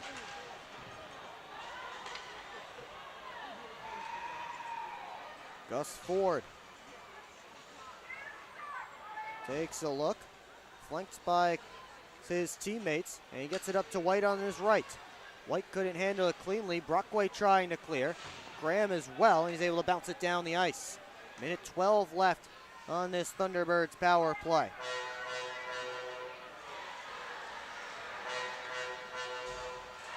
Gagnon off to the left wing side for Salak. Weaves to the near side. Salak steps past Marty. Centered. Pastuca off for Batida. Back across looking for Pastuca. Marty got his stick in the way. Graham claps at it. Got it only as far as Pastuca at the line. And Pastuca couldn't make a pass. And Oregon goes off the boards and down to Thunderbird territory. And then Pastuca's blind pass goes all the way down for an icing. So the Thunderbirds ice it on their own power play. They have 33 seconds left on it when we come back here on PHP Network. Welcome to McDonald's. How may I help you? Can I please get a big... What I need from you is a chicken Big Mac. A chicken Big Mac? That's not a Big Mac. Actually, it is. It's not a Big Mac. Chicken Big Mac? Chicken patty, special sauce, lettuce, cheese, and pickles on a sesame seed bun. Enjoy. The chicken Big Mac. It's not a Big Mac. Ba-da-ba-ba-ba. Live where you work. Work where you play. Is your work commute making you miserable? Quit the commute. Explore hot jobs in St. Clair County paying $40,000 to $100,000 or more. Visit stclairhotjobs.com. Spend more time doing what you love. If you're not currently living in St. Clair County, or you know friends or family that moved away but are ready to come back, then visit stclairhotjobs.com to find a new job and make the move.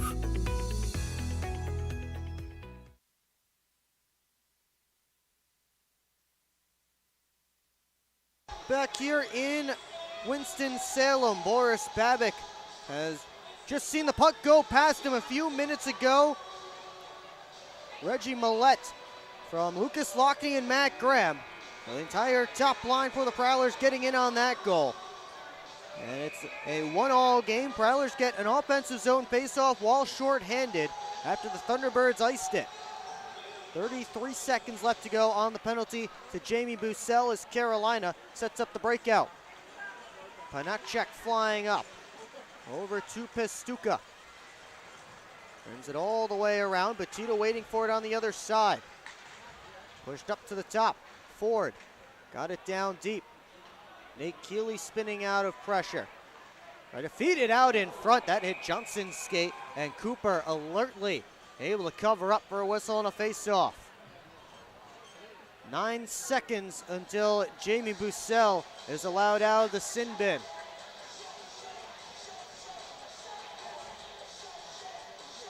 Shots in this period right now 5-2 in favor of the Prowlers, including they did count that one just now as a shot on goal for Carolina.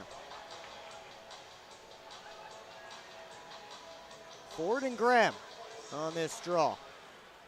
Pop to the middle of the ice, kick back to the line. Baudouin out down towards Kramer, but got through him. And the Prowlers control to try and dump it out. Glove down by Ford, spinning, got it down low. Cooper made the save, comes back out to Ford, and hopped away from him. Bouncing puck going everywhere. And the Prowlers able to survive, but the puck's still in their end. Kramer turns it on goal, and Cooper just shuts down the play.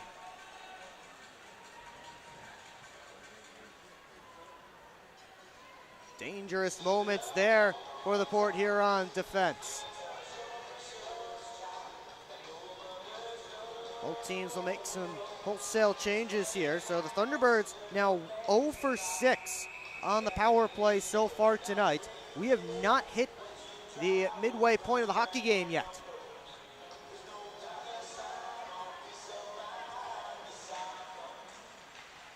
Face off, one, Salak scores! Ron Salak picked up the loose puck in the face-off circle, and he puts it to the back of the net. Thunderbirds take the lead back.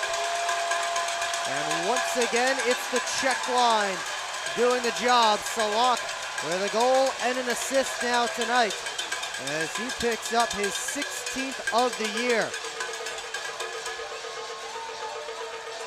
Everybody was tied up, and they worked it to Salak, who has an absolute rip from that spot on the ice.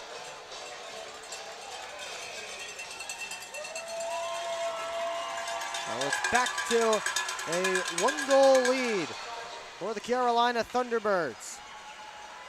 And the check line staying out there right now. Salak fires it off the near side glass. Johnson off the window right back out. And Peter Panacek does get the assist on that one, so Panacek with his 200th helper of his FPHL career. Pastuka and Salak, a goal and an assist apiece now. It slides across the blue line. Lockhart didn't get to it. And now it's Panacek flying in. A drive up off the stick of Alex Johnson. And over the glass, into the protective netting. Out of play.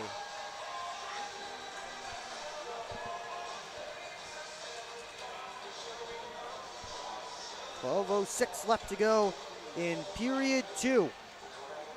And that goal from Salak coming 3 minutes after the goal from Reggie Millette that tied the game.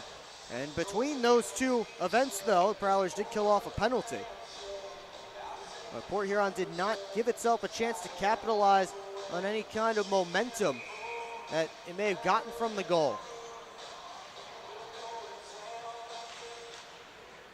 Off this draw, Prowlers able to poke it out of the zone. Thunderbirds regroup. Keeley across for Lane King. Tried to center out in front, hit Brockway, who's coming in to hit King. Marty chases after that puck, sends it right in on Babic, who snatches it down and hangs on.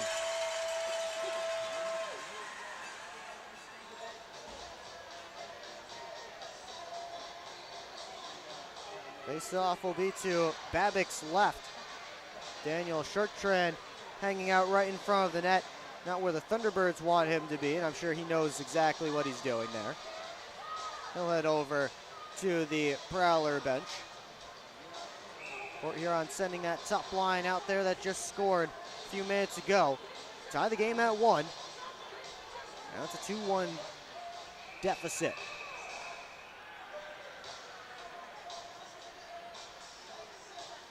Graham and Ford on the draw. Top line against top line. Poke towards Babbitt, and he gets it over to White. Lockney trying to work on Ford, drops it back for Federley. Federley retreats, on for Organ. Lead pass finds Lockney into the offensive zone, throws on the brakes, hands off, Millette, centered, Graham just pushed it wide. He had the entire net, and he pushed it back wide in the direction of Babbitt. Cooper able to cover up here. And a little bit of a disturbance. Nothing too much coming from it. Oh, Federley having a chat with White. Reggie Millette centered for Matt Graham. He was a bit tied up, couldn't really open up the stick as much as he would have liked, and ended up pushing it right back out through the crease and behind Babbitt.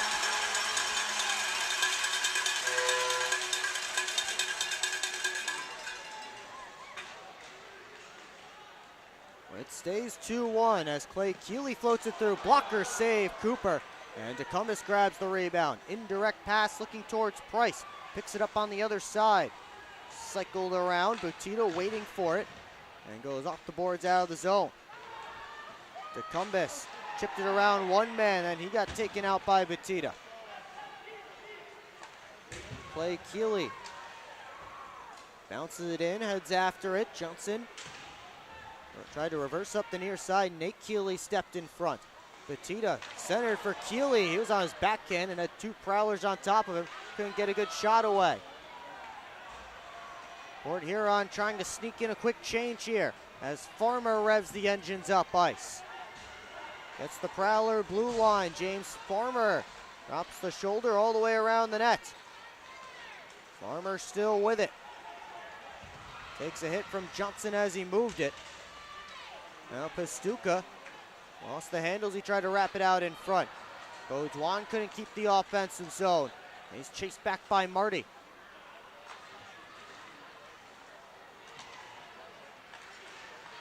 Salak able to chip it in to Prowler territory. Working on Organ. All the way around behind the net. Salak spins. Now Pastuca with it. Up top. Beaudoin for Pastuca. Try to reverse to Panacek. Marty helped to disrupt, and the Prowlers get it out of the zone. Shorttrand goes on the brakes. He sends it deep, and he sends Matt Graham after it fresh off the bench. Graham throws Beaudoin into the boards. Graham able to poke it along. Lockney tried to center, hit the back of the cage. Lockney to the point. Federley floats it through. That hit a body on the way. Pops out to the middle of the ice, poked back by Gagnon. Beaudoin for Pastuca. And he gets the red line. Soft toss in. And it's Carolina's turn to get a change. Federley slowly up. Tried to go over to Brockway. Kramer poked it away. There's Ford trying to go back to Kramer, and Federley making up for that mistake. Able to keep that pass from getting through. Sent back on goal, missed wide. Kramer takes a look all the way across for Ford. Try to touch it back to the point, and nobody home.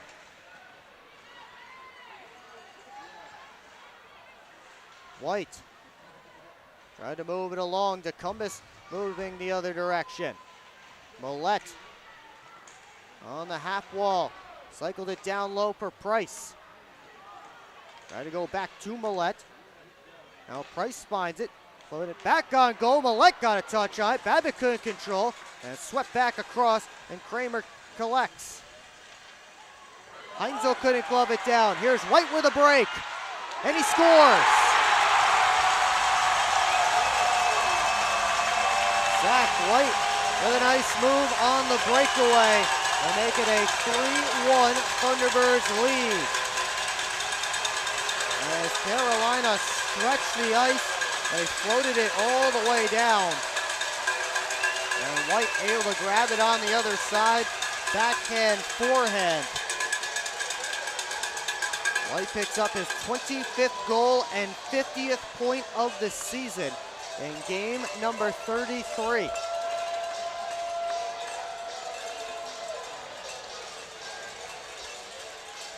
So the Prowlers fall behind by 2 here with 7:44 left in the Hungry Howie's second period.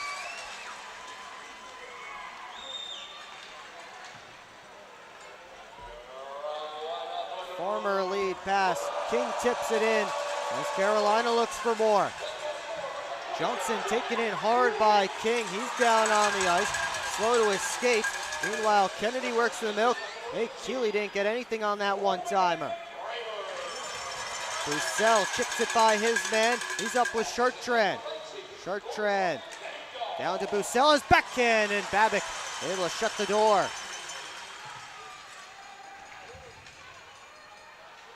Oregon flags it down in his own end. As Kramer and Gagnon pick up the assist on the goal by White.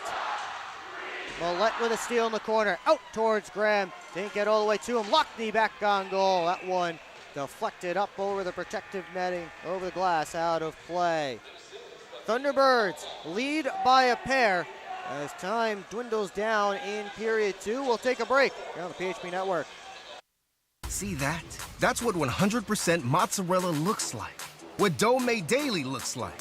What fresh ingredients and 8 irresistible flavored crusts on pizza cooked to perfection looks like. It's so much flavor, we don't even know if it's legal to have this much flavor. Now you can get that famous flavor for only $8.99. Wait, a large one-topping pizza for $8.99? That's a deal. It's a steal. No, it's a crime. Just $8.99 for a one-topping pizza full of our famous flavor. Now that's how we do a deal. Hungry? Howie's! SMR Automotive Systems is part of the Motherson Group and a proud community sponsor of the Port Huron Prowlers. We are one of the largest manufacturers of rear-view mirrors for passenger vehicles in the world, with local plants in Port Huron and Marysville. We strive to support our local communities and have positions available for various abilities and experience. Find out more about who we are at smr-automotive.com.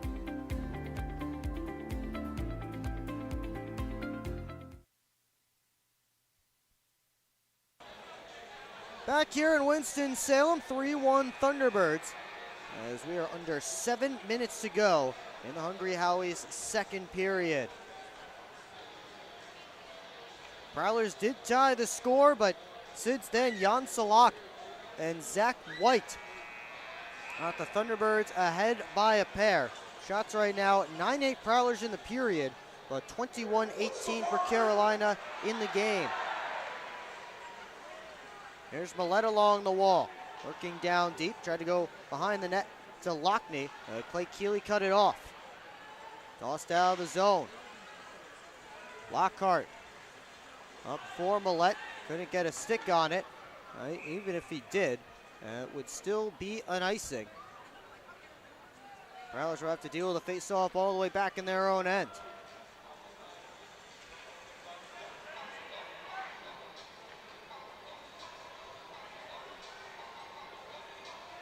Panacek has his line out there. They've done most of the damage for the Thunderbirds tonight. They'll draw against Matt Graham. One back by Panacek, but Salak couldn't get the shot away. And here come the Prowlers. That's how Salak scored his goal earlier in this period. As Panacek bounces it around to Pastuca. On for Gagnon leading the rush. A defenseman tried to give it over to Panacek, and instead Port Huron takes over with the Birds in the midst of a change. Lockhart hands it off for Graham. Out of the zone, Millette gets the red line, gets into the offensive end. Baudouin left it behind the net. Lockney kicked it to Millette. Graham on the backhand, and Babic able to slide over and fight it off. White tosses it in. Austin Federley. Long lead pass finds Marty fresh off the bench. He goes off the boards into the offensive zone, but he's iced the puck here as he did from his own side of center. Another face-off will come all the way down to Reed Cooper's side with 5.5 left in period number 2.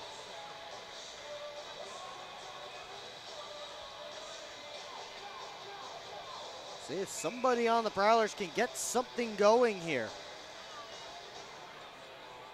Bussell and Ford in on this face-off. And Bussell able to win it back, gets to it himself, and he rims it all the way around. Marty tips it out. Kennedy chased by Chartrand as he collects that puck. Kramer just touches it out of the zone. Federley and Kennedy both going after it. Chartrand, watched by Kramer, right on top of him. And now it's Bussell. Tried to flip it out, didn't get much on it. Marty sends it in deep. Port Huron finishing up a change here as White moves up. It is passed in, fine Ford, instead found Ben Brockway. Off the boards, all the way down. And another icing called against the Prowlers. They just seem a little bit discombobulated at the moment. We'll see if they can figure it out during this TV timeout as we step aside on the PHB Network. Explore the 140 miles of stunning shoreline along Lake Huron. That is Michigan's Thumb Coast. Discover charming coastal towns, serene beaches, and endless outdoor adventures. Stay at cozy hotels, paddle through pristine blue waters, and hit the fairways along breathtaking views. Plan your perfect getaway at bluewater.org. Grab your friends and head to Bella Bola, a local pizza spot located in the heart of downtown Port Huron. Our menu is full of timeless favorites made fresh in our on-site pizza oven. Available for pickup or delivery. Just don't fight over the last slice.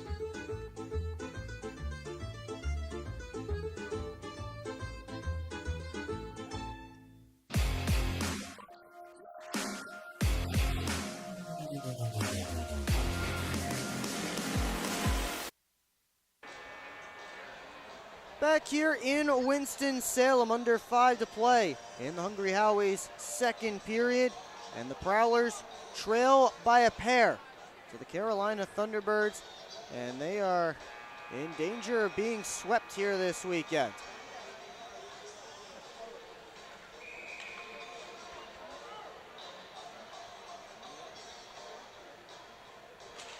Nick Keeley wins this face-off back. Farmer to the net. Punched out by Cooper. Clay Keeley keeps it deep. Hines will try to move it along as he took a hit from Batista. The physicality continues to ramp up here. Brockway couldn't move it around Lane King. Nate Keeley fighting through Fox. Batista grabs the loose puck. The King along the goal line. Up top, Farmer. Try to get right back deep to King. Cycles it for Batista. Thunderbirds, third line, doing everything they want in the offensive end right now. Scrum ensues in the near side corner. Brockway comes in for it. Batista tried to slip it to the middle of the ice, but it's picked up by Welsh. And now the Prowlers work up.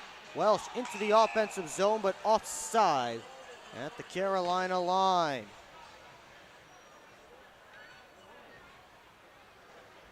Prowlers have not been swept in a weekend since February 21st and 22nd when they visited HC Venom and the Danbury Hat Tricks. Although they did at least pick up a point that weekend. Last time they were swept without picking up a point in a weekend was February 7th and 8th at McMorran Place. That was against the same Carolina Thunderbirds. Jan Salak works his way up. Sent in, Cooper moves it over to the far corner. Pastuca to Salak, center, Kennedy scores! Turnover in the Prowlers' end, and Joe Kennedy is the recipient. And he ends a 7-game point drought with his 6th goal of the season. And the Thunderbirds starting to run away with this one.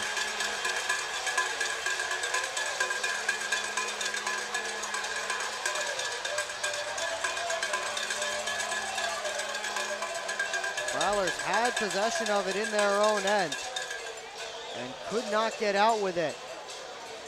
And now a disturbance over by the benches just before this face-off at center ice.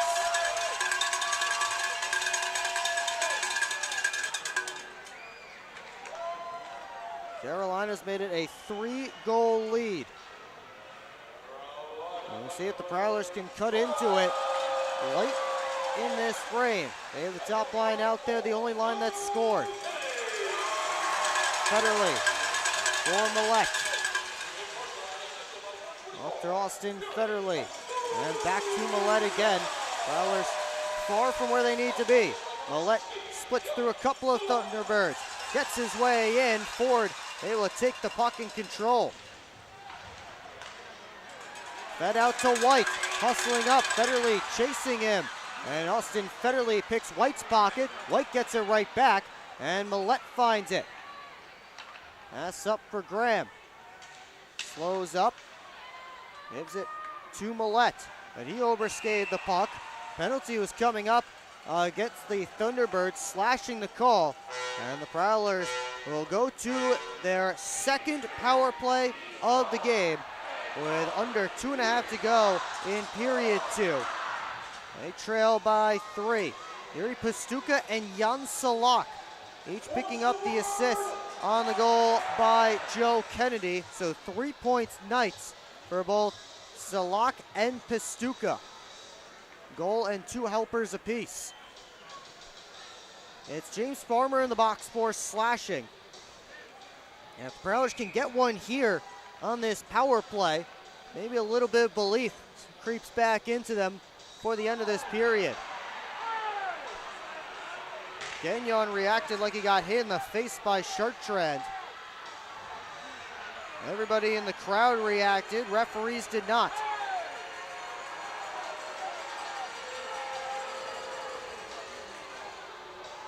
Bussell in to take the draw against Nate Keeley, and Welsh pushes it back to the point.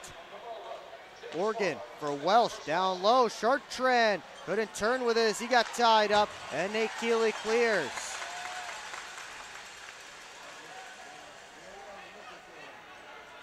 Organ behind his own net, moves out this way. Welsh tried to feed a pass across, that hit Petita's skate.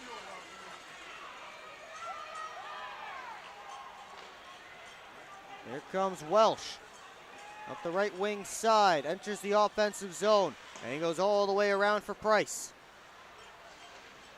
Try to put it out in front, and it's swept past Oregon at the line out of the zone. Minute 14 left on this Prowlers power play. No shots on it yet as Price goes off the backboards. Gagnon grabs it, and he swept it through Millette and Pastuca all the way down.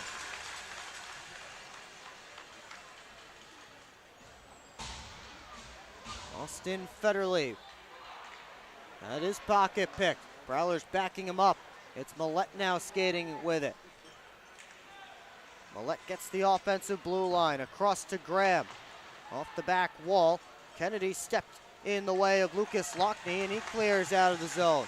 36 seconds left in a Prowlers power play that's gotten nothing done. Graham, rink wide to Johnson. He gets in, drops it off for Lockney, sends it down and around for Millette, who let it go through. Federley across to Lockney, looking towards the net, goes back to Federley. He shoots, that one deflected up over top of the net and over the glass, out of play. And now Baudouin gives Graham a shove right in front of the crease. 14 seconds remain on the penalty to James Farmer.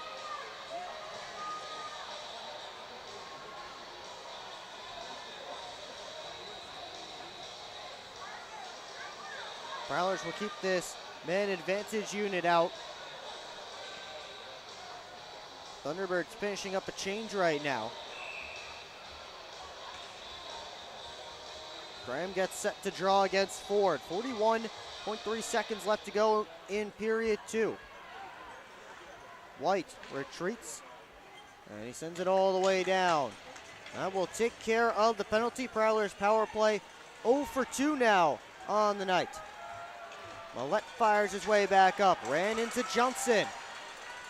Not the first time two Prowlers have run into each other this evening.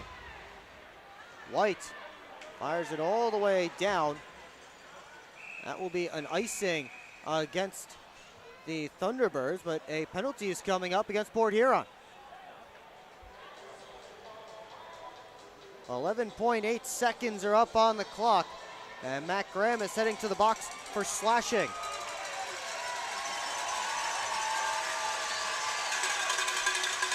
So for those keeping track at home, power play is now 7-2 in favor of the Carolina Thunderbirds.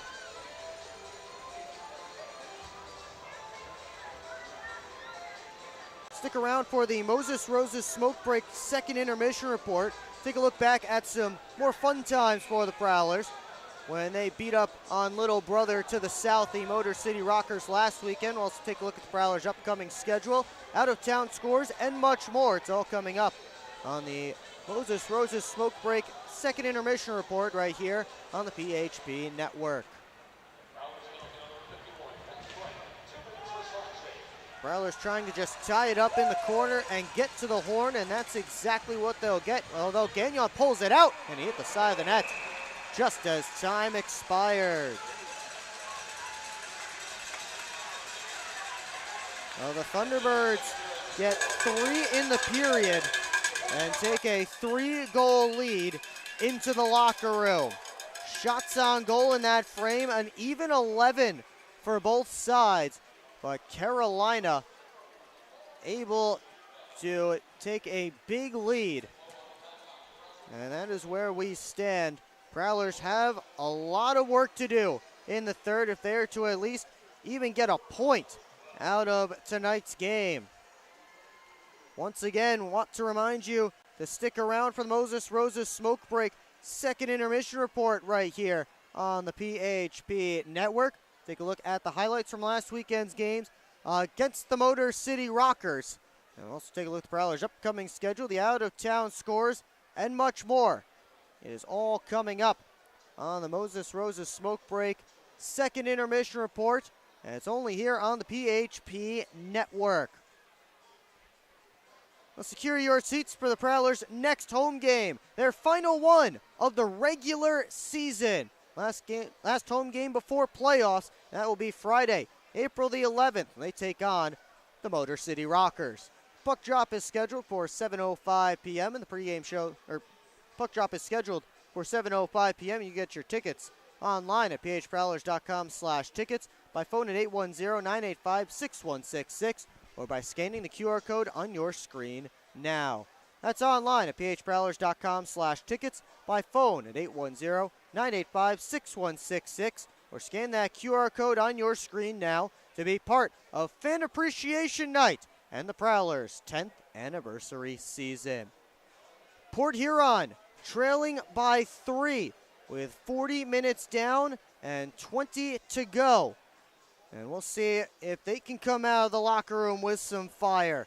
And we will be right back here on the PHP Network.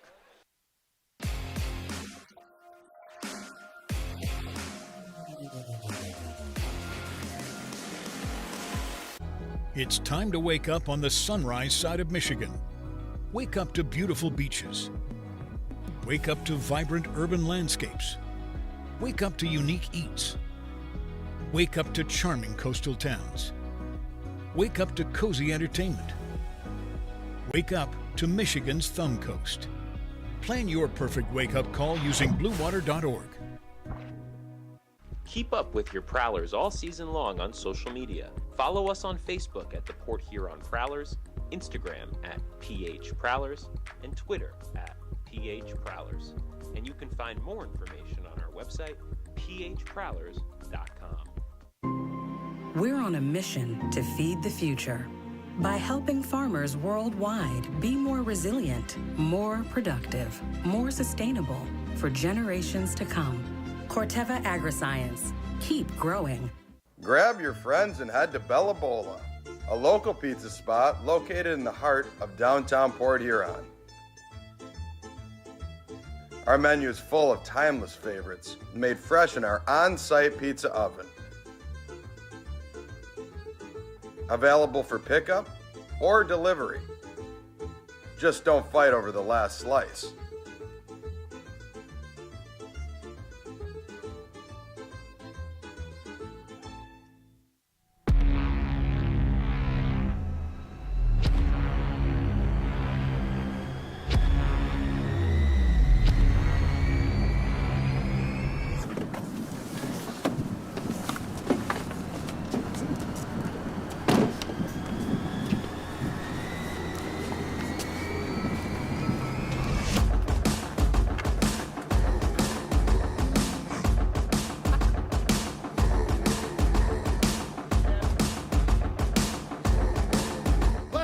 They're seriously not even that much better than you. Should've just got a ticket from phprowlers.com. I should have just bought tickets at phprowlers.com. I got it! I should have just got a ticket at phprowlers.com. I should have got a ticket at phprowlers.com. They should have just got tickets at phprowlers.com.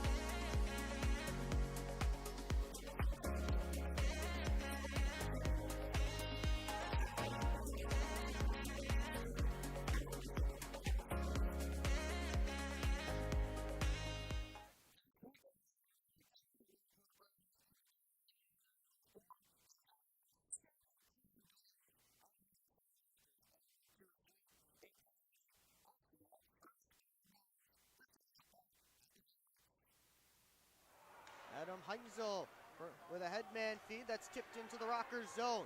Chartrand in on the forecheck, centering pass. Marty swipes at it, and he scores! The Rockers stopped it right in front of the crease, and Dylan Marty puts it home. Another opening minute goal for the Prowlers, and they have the early 1-0 lead. Simmons Fisher all the way across to Millette. Up top, Federley, let it go, score! Simmons Fisher with a tip in front just as the penalty expired, and the Prowlers have a 2-0 lead. Morgan across to Parsons, takes a look, score! I think Marty may have gotten a piece of that one. How about the second goal of this period for Dylan Marty? Pucks on net, and the Prowlers have 3. Works his way in, off for Simmons Fisher, across Johnson, takes a look, save Gonzalez, left a rebound, and Federley scores! Prowlers continue to be tenacious around the blue paint. They have 4 in the first 10 minutes. Try line back out there. Fox wins the draw back. Price across, one-timer, score! It's Drew Welsh with his first pro goal. Make it 5 for Port Huron in period 1. To Price on the outside, tried to feed it back across. They got all the way through. Now Welsh in tight, he scores! How about another for Drew Welsh? 6 in the period, and the Prowlers are running the Rockers out of their own building. Hall takes a look. Headman feed finds Oakes all by himself. And he's stopped by Cooper. Johnson for Federley. Bussell set up right in front of Sommerfeld. Lockney fires. He scores! Touchdown Prowlers. Bussell joining him. Now we have a fight. It's Wells and Simmons Fisher. Couple of big guys going at it. Simmons Fisher firing that right hand. Wells trying to fire back at him. Now Simmons Fisher with the left knocks Wells down to the ice. Tellstrom keeps it in at the line. Checo back pass in front, saved by Cooper as Brad Reiter was coming down the slot. Through for Sneath, has help in Gullo. Sneath to the net, that was poked away by Cooper, and now Port Huron a rush the other direction. Price dips the shoulder all the way around, takes a look, whips it in front, Chartrand scores!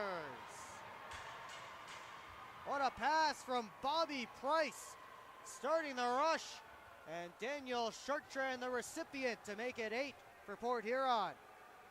It's tough to tell if you score if you can't see the goal. Rockers back in 3-on-1, Gullo shoots, and Cooper shuts the door. Trine line buzzing around like fruit flies on a rotten banana. Price fires, he scores! Bobby Price with his first pro goal. Second one on the line to get it tonight. And it's 9 for the Prowlers. Comes to the middle, Chartrand in front, Marty stopped, rebound, score! Jamie Bussell gets in on the action. Now there's action in the crease as Chartrand was tied up with a rocker and he fell over Sommerfeld. Gullo walks in, got it down low. All one-touch pass, and Cooper able to shut down a shot from Sneath. Sneath behind the net. Has a man out in front, it's Tellstrom. He was tied up, Milam drive, and that one swallowed up by Yoshi. Down for Parsons, playing that far flank. Millette lets it go, deflected, score! It popped up in the air, dropped down, hit the post, and just crawled over the goal line. It's a power play goal for the Prowlers, and they open the scoring. He was tied up with Brockway. Here's Millette the other direction. Works to the right wing side, waits for help. Fox off the bench, he shoots, he scores! First pro goal for Tyler Fox. Doubles the Prowler lead. Didn't get that pass where he wanted it to. Centering feed by DeCummins came all the way through. Johnson back on goal, and Bussell scores! Jamie Bussell coming out from behind the net, just found the puck on his stick, and Alex Johnson gets the assist, and it's a 3-0 Prowler lead. Miguel Diaz takes a look, winds and fires, kick save by Yoshi. Millette fires it around to Lockney. Centered for Bussell, has to glove it back down. Bussell on his backhand. Now for Millette, backhand, he scores! Millette gloved it down and fired a backhander upstairs. And the Prowlers make it 4. To Millette, walks in, fires, and it's fought off by Gonzalez.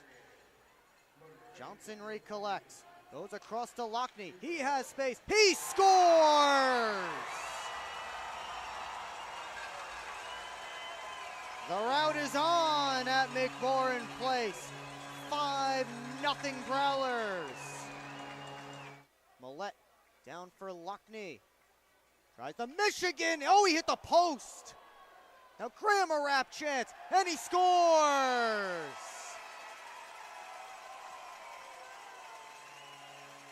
Lucas Lockney trying to be sneaky with the Michigan. Matt Graham will just keep it along the ice and get his second of the night. Lockney turns up ice, chips it in, sidesteps a check, and Graham after it. Centering feed, Johnson, Lockney, score! Tic-tac-toe passing, and the extra point is good for the Prowlers. Parsons and McGill, are they going to drop the gloves here? Brian Parsons a defenseman, Nick McGill-Diaz a defenseman, lined up on the wing, and that's what we'll get.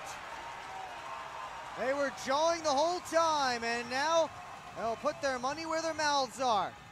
A grab, and Parsons gets McGill-Diaz's helmet off, and he's firing away and tackles McGill-Diaz down to the ice. Tellstrom centered, Steith one-timer, and Yoshi comes up with the stop.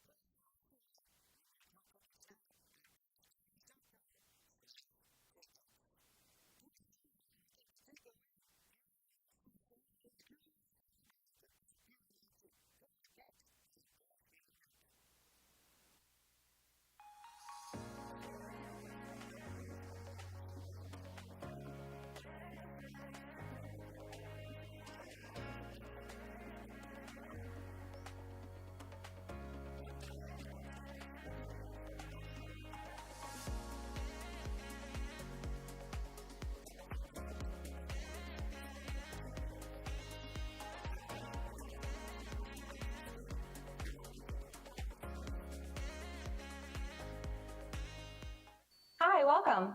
I'm just checking in, and I have a service animal. Service animal?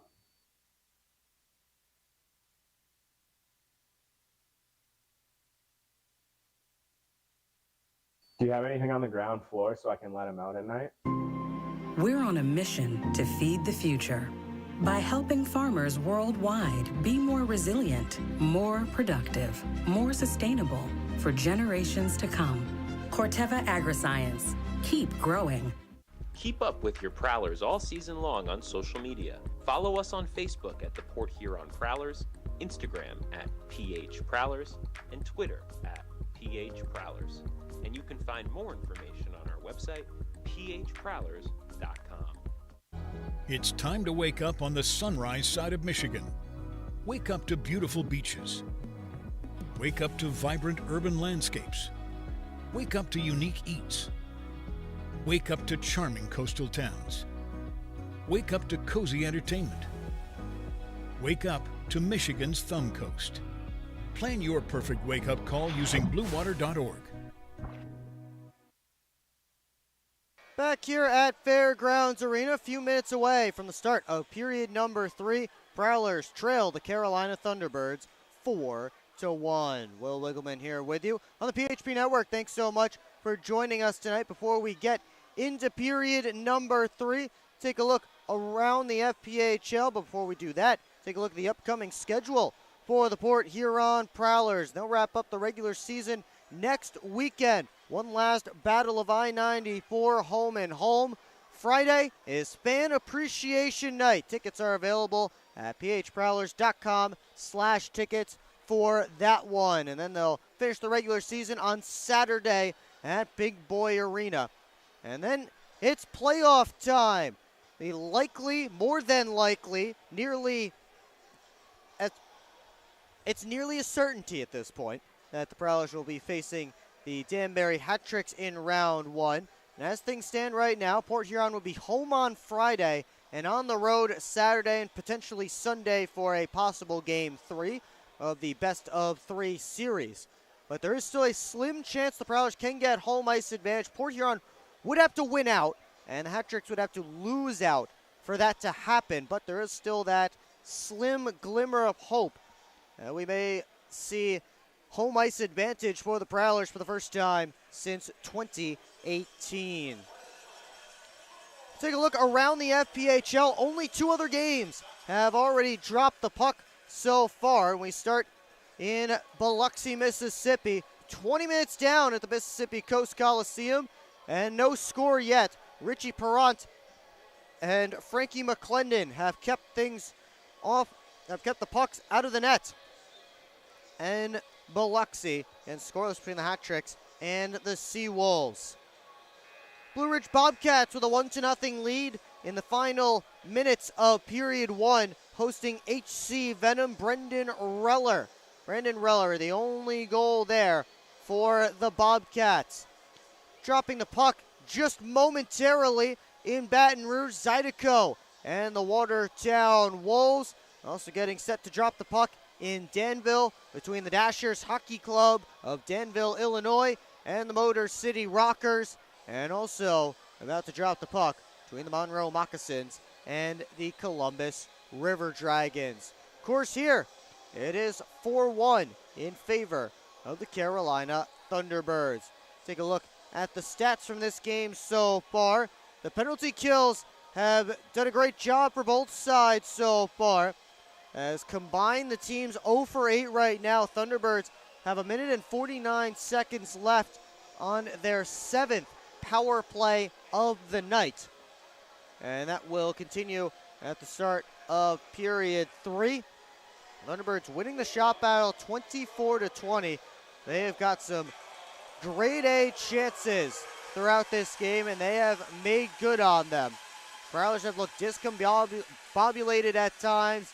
They've run into each other, had turnovers. Thunderbirds have caused them plenty of trouble in their own end, and we'll see how they come out for this third period, see what kind of fire they can bring Ken Port Huron for the final 20 minutes of regulation. Both teams have hit the ice. Take a look at our PHP Network trivia question. Last night, Yuri Pastuka became the 15th player in FPHL history to reach a 200 assist milestone. We wanted to know which of his teammates are within 10, which is within striking distance of that milestone. Maybe not this year, but another season. Correct answer, Pierre Panacek, John Batista, and Lane King. Panacek actually picked up an assist tonight, so he has reached 200 career assists in the FPHL. Batista, 5 helpers away. King, 6 away. And also on that list, Alex Johnson for the Prowlers is 4 assists away from 200 in his FPHL career. Well, the Thunderbirds will get a chance here on the power play as Boris Babik stretches out in the goal crease to our right. He has stopped 19 of 20 Prowlers shots. Meanwhile, Reed Cooper down the goal crease to our left. He has made 20 saves on 24 Thunderbird shots. Prowlers start this true balance penalty kill in the third period with Bussell, Chartrand, Brockway, and Organ. Thunderbirds going with their top power play unit, led by Gus Ford and Zach White, who is at the center dot. And we are underway in period 3. Matt Graham, the one sitting in the penalty box, still for his slashing penalty right at the end of the second. Keeley on for Kramer. Now King going to get a pass off as Brockway came in to defend. King working out of the corner, tried to put it out in front, and Brockway blocked it, and he clears down. Clay Keeley, lead pass for Kramer at the Prowler blue line, tried to float it through for White. He and Heinzel both heading towards it, and finally it slides in on Cooper, who covers up for a whistle and a face-off. 41 seconds into the Scholes family McDonald's third period.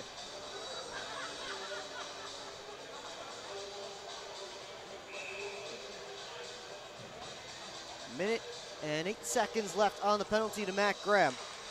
As the puck comes to the boards off the faceoff, Johnson trying to spin away from Jan Salak. 3 Thunderbirds in there digging for that puck, and Nick Keeley comes up with it. Jam play at the side of the net. Cooper was looking both ways, and he found it to his left and froze it for another whistle.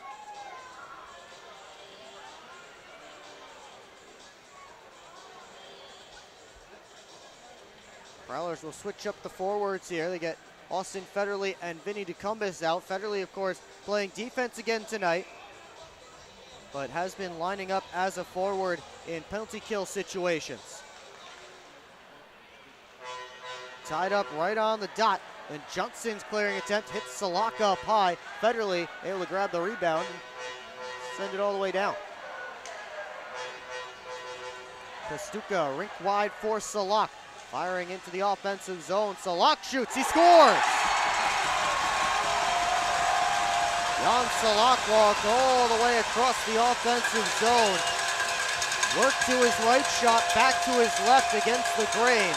He gets his second of the night and the fifth of the game for the Carolina Thunderbirds.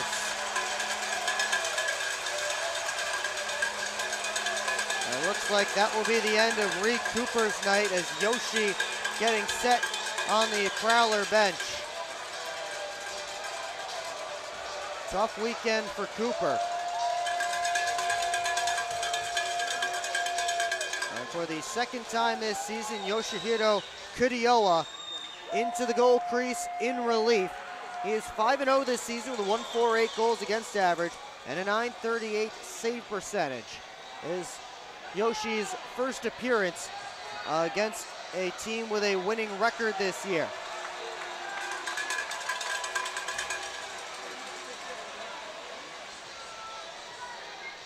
So Salak from Nate Keeley and Peter Panacek at the 1:14 mark of period 3 is the final shot that Reed Cooper sees.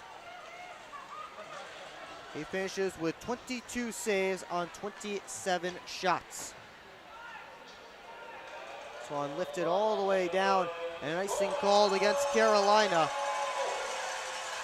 The Prowlers trail by 4, get an offensive zone face-off here. Thunderbirds power play up to 1 for 7 on the night.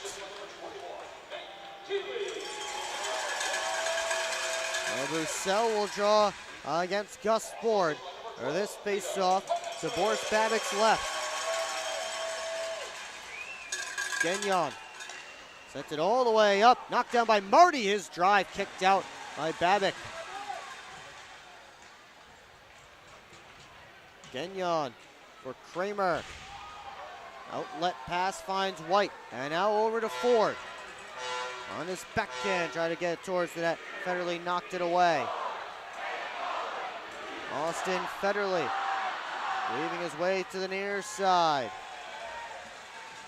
Got it up towards Churcher, sidestep to hit from Gagnon. King chasing after it, along with Millette, who finishes his check. Kramer, float dump right into the Prowlers' end. Adam Heinzel, watched by Nate Keeley, gives it over to Brockway.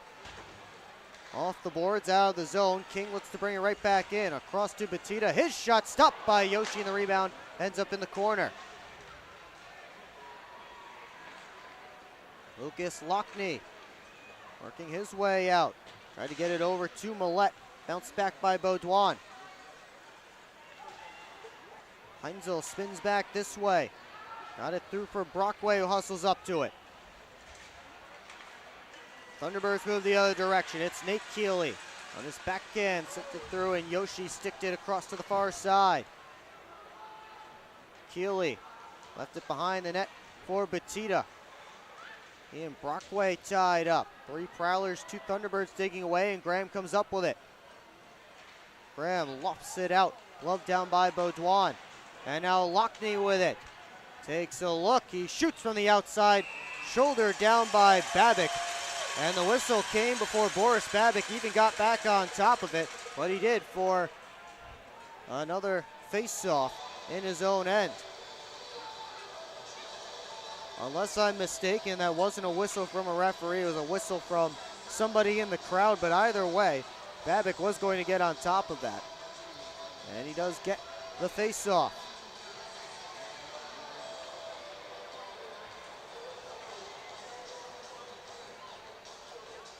So Vinny DeCumbis in to draw against Peter Panacek here.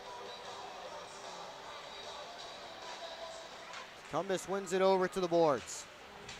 Bounced around to the near side. Price across. Welsh settles it down. Back for Price. His shot stopped by Babbick as Price got it off quickly.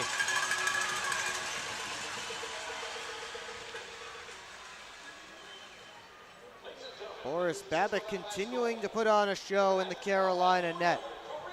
32 saves on 33 shots last night. And right now, 22 saves on 23 Prowler shots. Marty off the faceoff, rips it, and it's knocked down by Babic. There's Peter Panacek on goal, save Yoshi. The rebound ends up behind the net. Panacek did reach that 300-point plateau with an assist on that last goal by Salak. Here's Bussell trying to muscle off Clay Keeley, sent it to the net, and Chartrand couldn't stuff it past the big pillows of Babic. Federley with a step to keep the puck in the offensive zone momentarily. Salak gets into the offensive zone, trying to muscle off Austin Federley.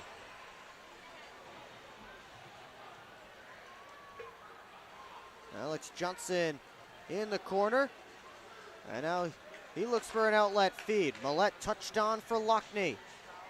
Into the offensive end, floated it across, and Ford read that one like a book and tapped it out of the zone. Lockhart softly up to Graham. He had his stick lifted, and Baudouin in for it back in his own end. Ford couldn't pull it through his own teammate. Lockhart recollects for Port Huron. And now Millette trying to start sprinting up the ice. Millette gets in, surrounded, off to the boards. And Baudouin able to take it away. Kramer looking for White, but he wasn't looking for that pass. And the puck comes all the way back down, icing waved off. Boris Babic wants to know why. Farmer on for Kramer, gets the red line, gets the Prowler blue. Long range shot off the far corner boards. King back on net. Yoshi the save. Welsh got it out towards Price. That popped off of his stick. Now Welsh works in. Couldn't drag it through though. Nice poke there by Gagnon. Welsh knocked down. Comes to the point. Heinzel trying to feed it over to the near side, but Brockway had already backed out. Gagnon stood up by Brockway, then Gagnon got his arms up in Brockway's face. A penalty is coming up as those two are tied up. And Brockway after Gagnon. And of course, Ben Brockway, if you remember earlier on in this game, got hit up high, and he was bleeding all over the ice. Gagnon got his hands right back up in Brockway's face there. Both of them heading over to the penalty boxes. And Brockway may be leaking again as the training staff heads over to the box.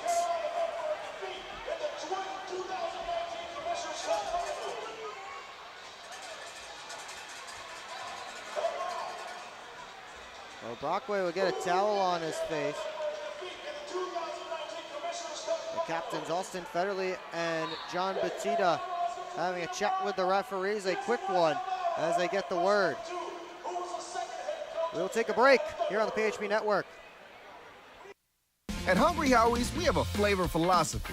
It's that you deserve to mix and match the most delicious flavor you've ever had with even more of the most delicious flavor you've ever had.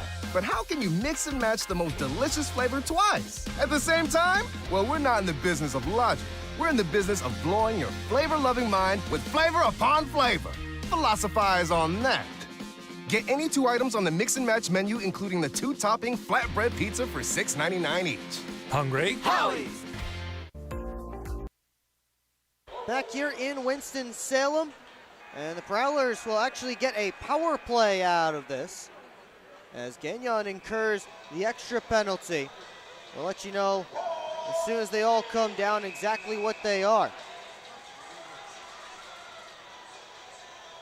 Well, Matt Graham's unit out there for the Port Huron man advantage, trying to get first power play goal of the weekend. Millette shoots. That one deflected over top of the cage. Babic may have gotten a piece. And it's cleared all the way down. Well, Gagnon and Brockway each get 5 for fighting, and Gagnon the extra 2 for roughing. Graham across to Millette along the blue line. Millette looking for Johnson, and White got his stick in the way of that pass. Millette on goal, save the rebound. Johnson couldn't get it to a shooting position. Millette lets it go again, and it's blocked by Gus Ford. Kennedy along the boards, along the glass all the way down. 45 seconds gone on this Prowlers power play, their third of the night.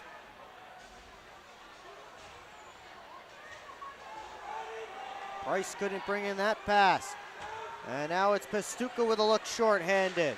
His shot up off a Prowler stick and into the protective netting, out of play. And the clock continuing to tick here at Fairgrounds Arena.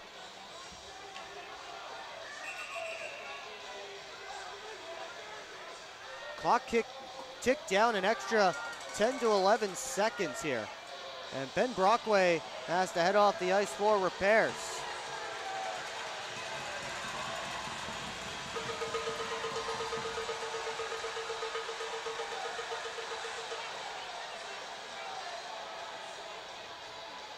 Nobody in the Prowlers penalty box. Nobody has to serve because it was a 5 for fighting. They've reset the clock here to 12:53. I'll have to reset the penalty clock as well.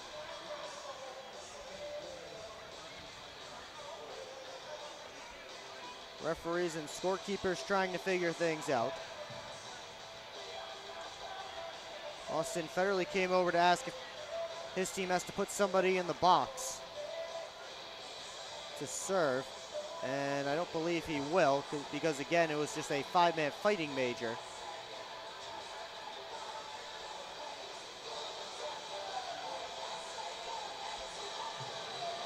And finally, we have the timing right. 12:53 to go in this period, and 55 seconds left on the Prowlers power play.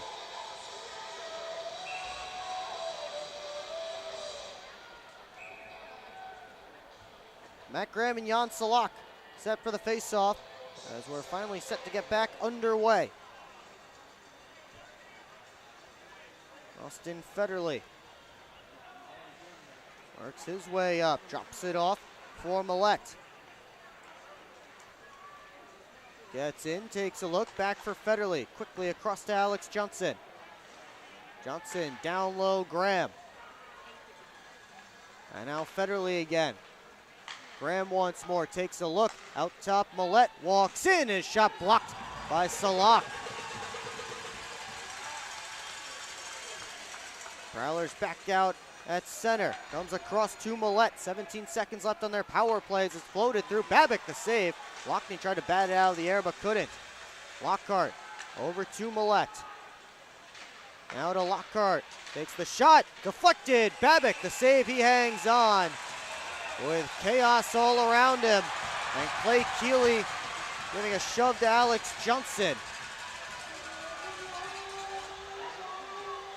Everybody will have to be separated here.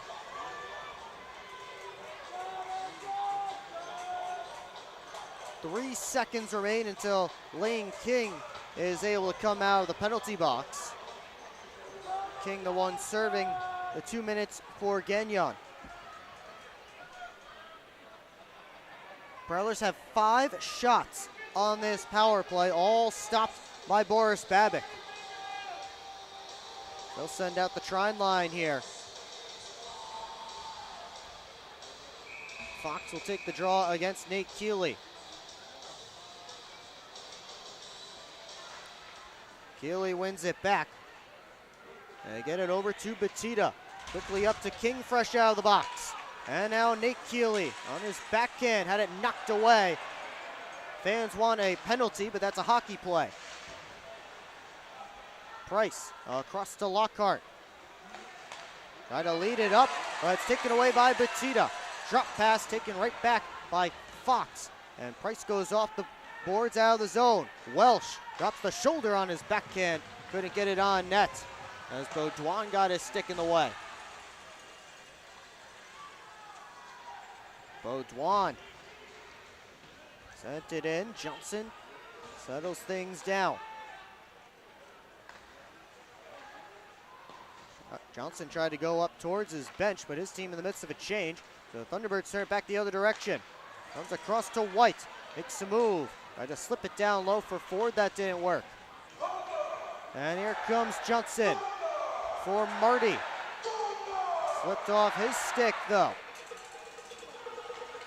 Carolina again takes back control. And that's just been this weekend for the Prowlers. Have not been able to get really much of anything going.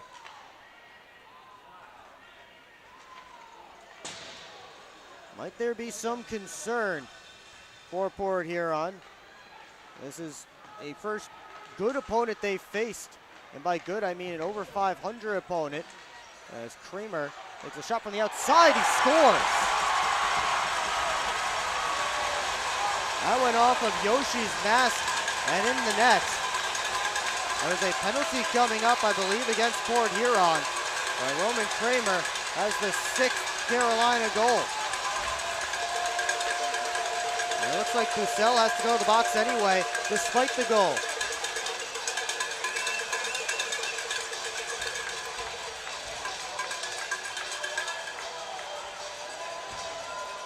This one turning into a disaster for the Port Huron Prowlers.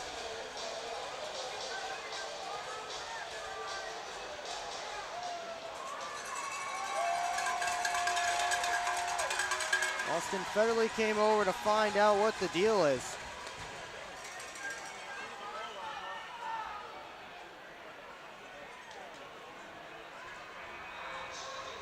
Prowlers trail by 5. They have lost by 5 goals once this season. As their largest margin of defeat all year. As there are 2 minutes up on the board for Bussell. Not sure what the delay is here. Chris Paulin trying to have a conversation with the referee. Not sure what he's chatting about over there.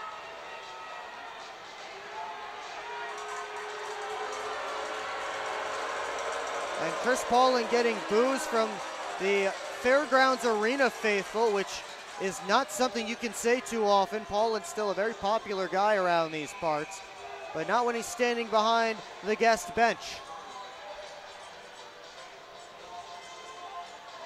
Thunderbirds with the goal and on the power play now, their 8th man advantage of the night. But Bussell got 2 minutes for roughing here, and bad to worse to awful for the Port Huron Prowlers in this game.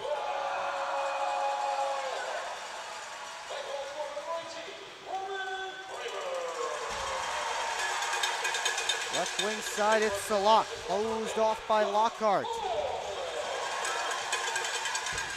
Panacek tried to get it back deep.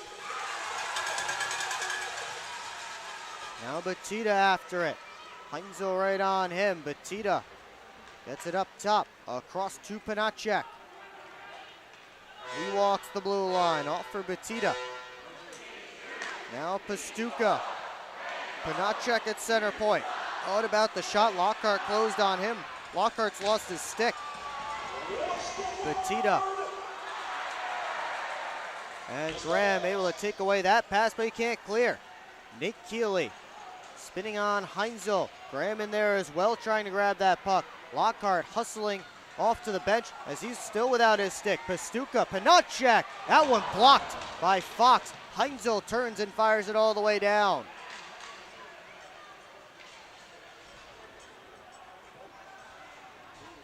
Under 9 to go in regulation, 30 seconds left on this Thunderbirds power play. Kramer off the glass, hit a stanchion, popped right back out in front, and Vinny DeCumbis sends it down. Floated up to Kramer, and now King takes a look across. Ford couldn't knock it down, and Welsh clears it. That will take care of the rest of this penalty. Prowlers still trail by 5. And it's Federley working back in his own end. Johnson over for Organ. Welsh had a backhanded in. Got it down and around, but Farmer cut it off. Kramer behind his own net, watched by Price in no hurry, and he'll leave it there for Clay Keeley and head off to the bench for a change. Keeley up for Salak. Rink wide feed. Panacek couldn't one time it deep. But he did get it in on the second effort. Price for Heinzel. And then Heinzel just got it out of the zone. Farmer looks to go right back the other way. He's chased down by Welsh. Panacek, or Pastuca, pardon me, had his pass taken away. Here's Fox 1-on-2. Works to the outside. Tried to center for Price. That was just a smidge in front of him. Kennedy gets it in deep, took a check as he did. Alex Johnson up for Lucas Lockney. He gets into the offensive zone, drops it off. Millette shot stopped by Babic. Baudouin for King. He tries the headman feed all the way for Butita, who's out of his reach, and then Butita overskated in the corner. Prowlers work the other way. Lockney with Millette. Gave it back. And now Millette on it again. Millette turns and fires it off the far corner, or near corner boards. Johnson to Graham. As Graham couldn't get a good touch on it to deflect it. Back come the Thunderbirds. Nick Keeley sends it in. Marty up for Lockney. Tried to drop it back off, but couldn't do it. Johnson lead pass. Shartran blocked it at the red line, so he tried to deflect it in. Thunderbirds continue to control as they've controlled this game, as they've controlled this weekend.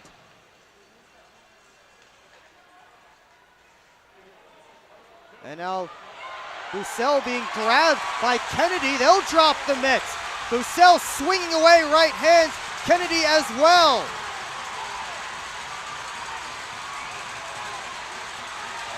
They're tied up. Bussell comes in with an uppercut. Now Kennedy with a punch of his own. Bussell's lost his helmet. They're right in front of the Prowler bench. Kennedy over the top with a couple of punches, and that's it.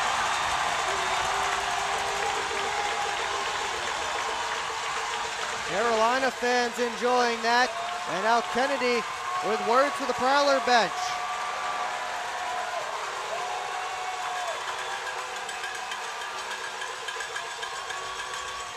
Kennedy and Bussell will head off to the penalty boxes. It all started when Joe Kennedy grabbed Jamie Bussell from behind and they decided to drop the mitts. Ben Brockway, by the way, back out of the locker room. The warrior that Ben Brockway is. I believe he has both sides of his nose plugged right now. It's been a rough night for Ben Brockway's face. We'll take a timeout here in Winston-Salem.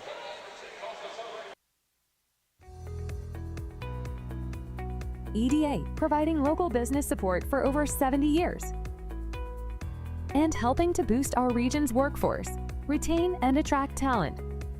Working to grow the local economy and the flow of money into our community to help businesses be profitable and successful. Focused on improving the region's economic strength and quality of life for residents.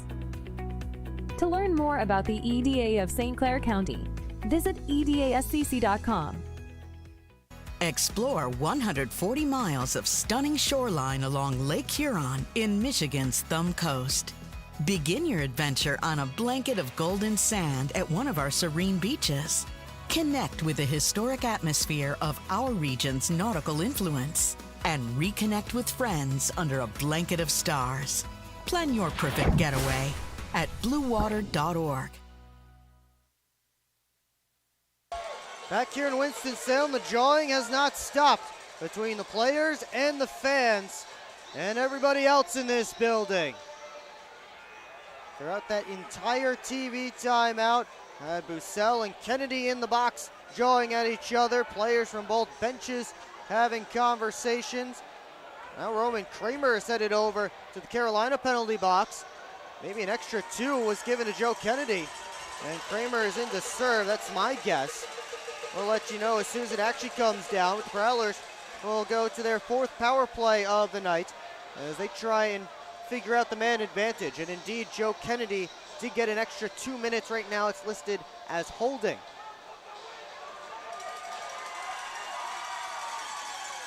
The Prowlers power play sets back up. Lockney's shot, blocked on the way through. Graham tried to push it back towards Lucas Lockney, but Tita couldn't get it out. Gagnon able to send it all the way down. Federley back for it in his own end.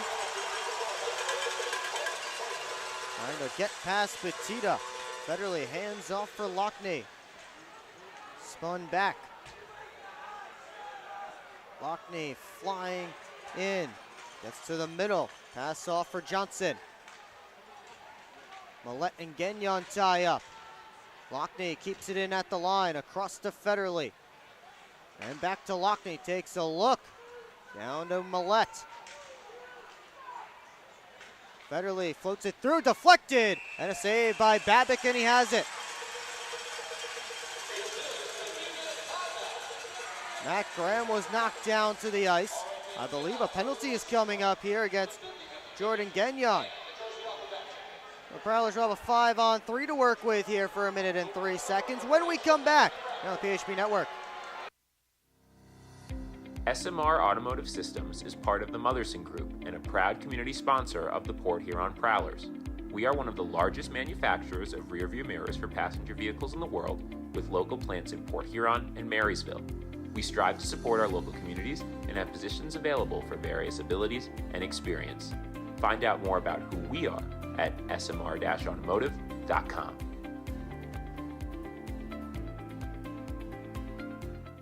Welcome to McDonald's. How may I help you? Can I please get a big... What I need from you is a chicken Big Mac.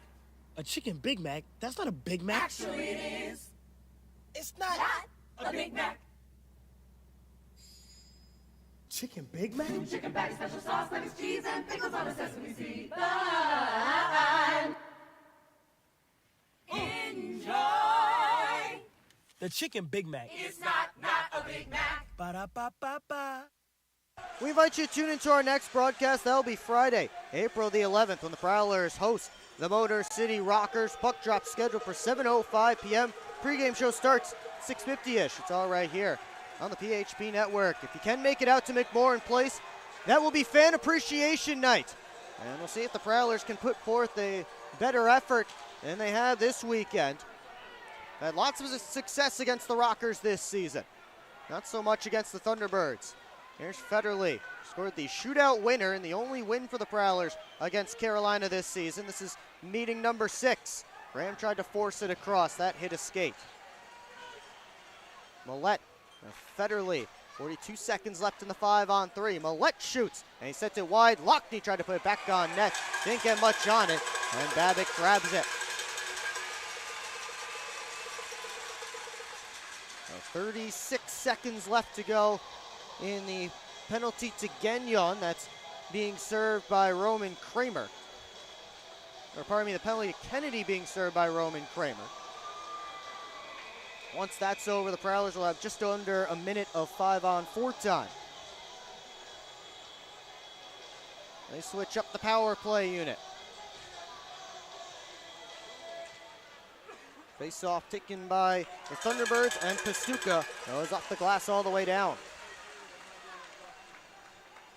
Organ drops it off for Lockhart. Throws on the brakes as he enters the offensive zone. Fox giving up to Organ. Across to Lockhart, touchdown. Welsh in tight, couple of stick handles, and Babic with him the whole way. Lockhart able to keep it in though. Welsh up top, Lockhart.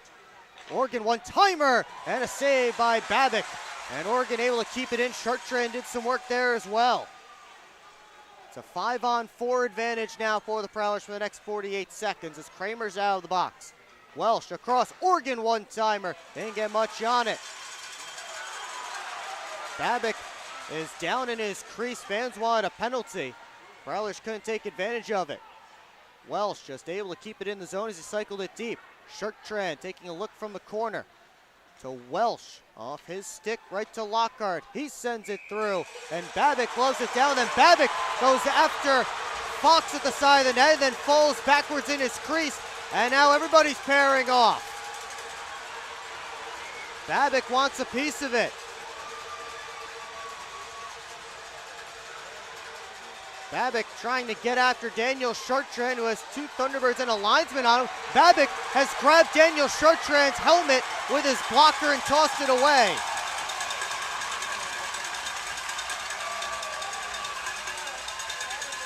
That will likely be the end of Boris Babic's night, I can imagine. Roman Kramer headed back to the penalty box for a penalty of his own. And now Fox coming back over to chat with Boris Babic as the Boris chants rain down from the Thunderbirds faithful.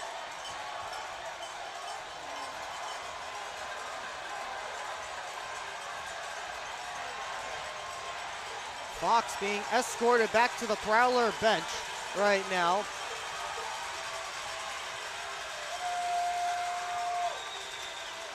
Fox with some angry conversations with somebody on the Thunderbirds bench, and Boris Babic's night is done. A fabulous night for him, and he taunts the Prowler bench on his way to the locker room.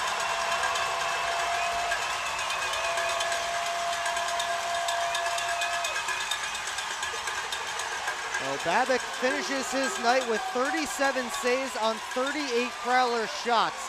Another fantastic performance, and he might be the best Thunderbird in this game despite all the offense. Mario Cavalieri comes in to take over for the rest of the game. So we've seen all 4 goaltenders dressed in this game. And now to figure out what the penalties are. Right now there were scheduled to be 24 seconds left on the Prowlers man advantage. But that's of course before everything broke loose. Possibly for the last time, but we'll see. Still 3:10 left to go.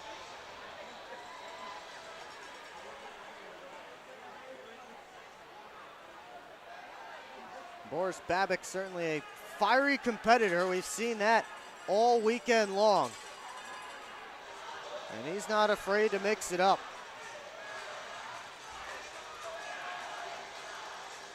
Let you know as soon as things start to come down on the penalty sheet.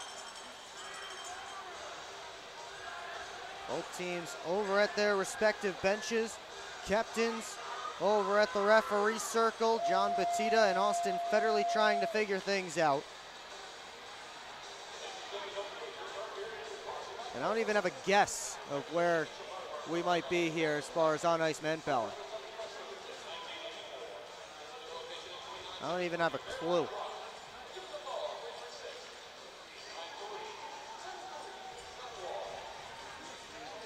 I believe Daniel Sharktran might be heading off to the locker room here. Indeed, that is the case. So the Thunderbirds fans wave him out. And he heads off the ice. Gives a little fist bump to a young child and heads to the locker room.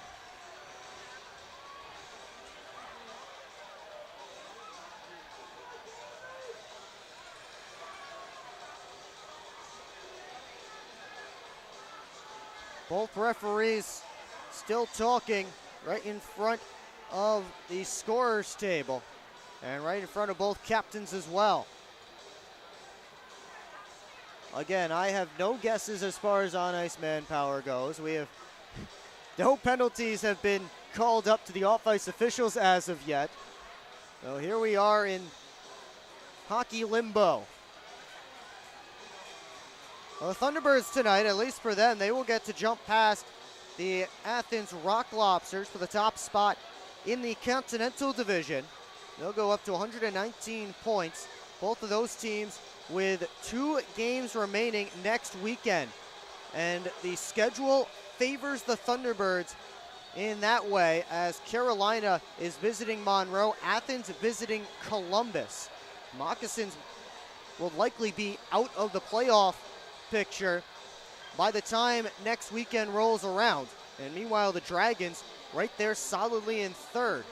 And Columbus will have to face whoever ends up in second unless something crazy happens and either Baton Rouge or Blue Ridge somehow steals third place from the Dragons, but I certainly don't see that happening with this few games left in the season.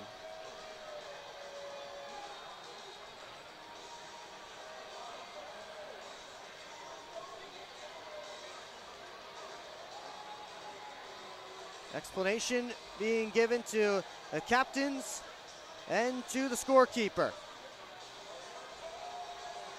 Packed house here at Fairgrounds Arena. As we've seen the last few playoff years, they know how to pack this building when it gets to April. Prowlers still have more hockey to be played, though, this season. They will not face the Thunderbirds in round number 1 of the Commissioner's Cup playoffs for the first time in a while. Thanks to divisional realignment, Port Huron over in the Empire now, along with the Motor City Rockers, who moved there last season. So we had a weird year of the Prowlers and the Rockers being 45 minutes down the road from each other, but also in completely different divisions. Now they've moved over to that division, Motor City, the Northeast teams, and of course the Dashers, who joined in this year.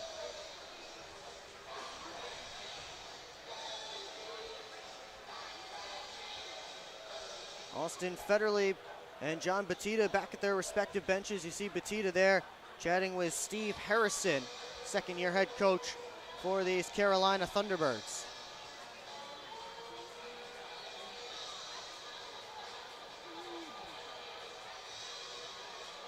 Yuri Pastuka is going over to the sin bin. He'll join his 3 teammates already sitting in there. Jamie Bussell, the lone Prowler in the penalty box.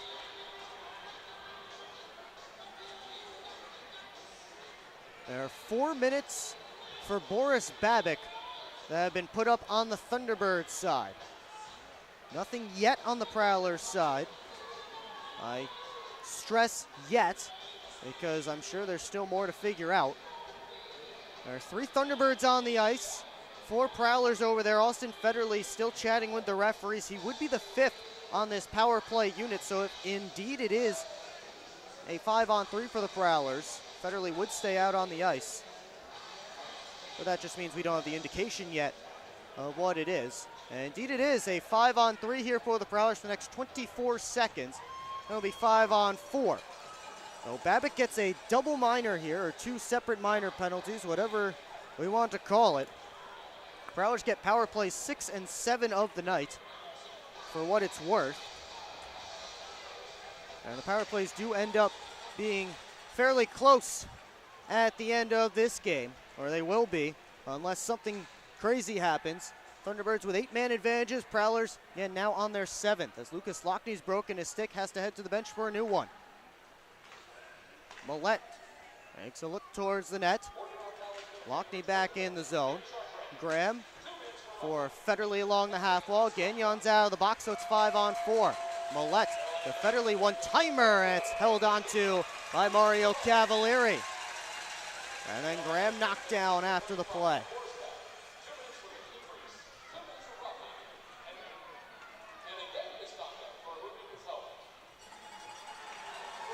Well, face-off coming deep in Carolina territory. They've announced the penalties here.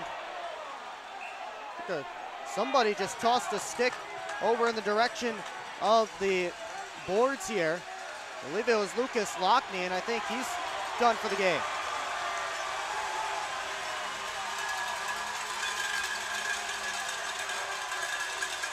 So Lockney escorted off the ice. And the Carolina fans enjoying that. Alex Johnson wanting an explanation. but a very short Prowlers bench gets even shorter. 5 Prowlers on the ice right now. 8 Prowlers sitting on the bench.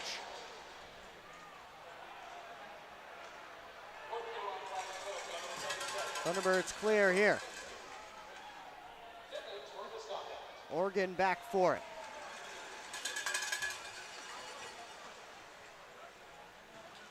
Wrapped around by Marty. Fox gets there first. Tried to push it back out high. Oregon walks the line. Over to Lockhart. Marty takes a look. His shot blocked by Clay Keeley. Farmer, they'll toss it all the way down and out of play, and James Farmer has taken a delay of game penalty, I believe. Indeed, that is the case. So the Prowlers back to a 5-on-3. Be their 8th power play of the game. It's just really unbelievable at this point.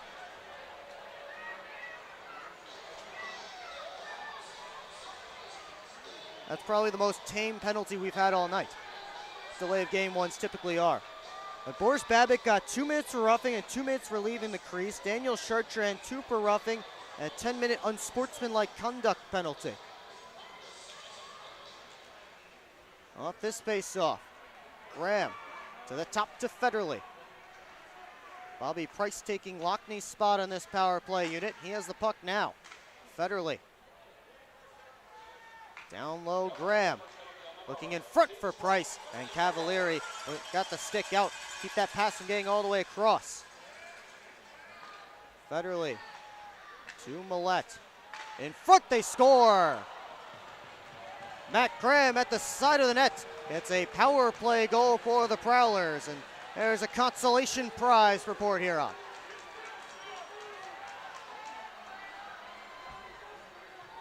I believe it will still be a 5-on-3 because that should just take care of one of Boris Babic's penalties. There's still 2:26 left for him, but that should go down to 2 minutes and still be a Prowler 5-on-3. Babic, by the way, also got the unsportsmanlike conduct game misconduct, which is different from what Chartrand got. Chartrand just got 10, and there's less than 10 minutes in the game, so he got kicked out. But Babic actually got the game misconduct designation. Again, 2 very different things. Not sure it's going to matter too much beyond this game, but it is a different thing. Roman Kramer has been set free from the sin bin, but there are still 3 Thunderbirds on the ice here. The power play unit staying out there here for the Prowlers, as Graham has picked up his team high 23rd goal of the season. That ties a career high for him. He scored 23 back in 2016-17 when he was a member of the Danbury Titans.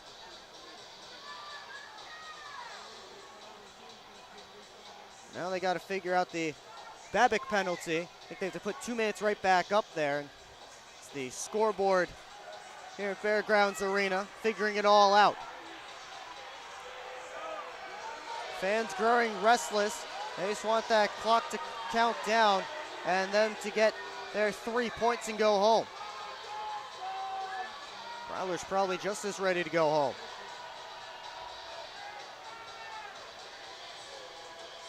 Johnson, one of 3 Prowlers, having a conversation with the referee here.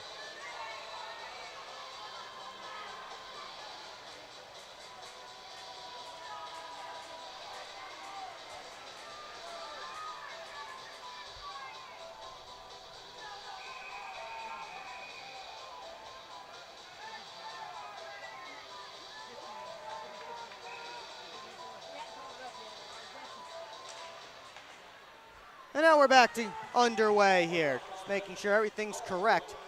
Yoshi is off to the bench, so the Prowlers will get the extra attacker out. Under a minute and a half to go, they trail by 4. Federley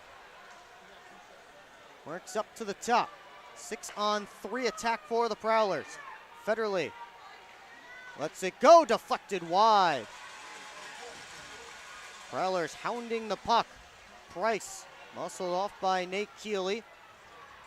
And Johnson able to take it, give it up to Millette. Walks down the middle. Couple of fakes now on his backhand, doesn't shoot. Final minute of play as the shot score. It came in, it was knocked down, and Alex Johnson put it home. Another power play goal for the Prowlers. And they make it a 6-3 game. And that helps the goal differential just a little bit. 55.8 seconds left to go. Prowlers will still be on the power play here. I believe now it goes down to a 5-on-4. Alex Johnson gets his 20th of the year, his third 20-goal season of his FPHL career. Second time with the Prowlers, also did it in his rookie year, 2015-16, as a member of the Brewster Bulldogs. Rest in peace, I was a big Brewster Bulldogs fan back in the day. That was my hometown Fed team. Prowlers still with the net empty, 6-on-4 attack. Millette bounces it up to Graham. Trying to feed it across. Johnson gloves it down as Graham going to her net. Gave it to Price. Couldn't get a shot through cleanly. Gagnon on his backhand. Couldn't get it out. Millette off for Johnson. Down low, Graham. In front, Marty collects. And he couldn't get it on net. Graham for Price on goal. That's scooped up by Mario Cavalieri. And how about some more extracurriculars?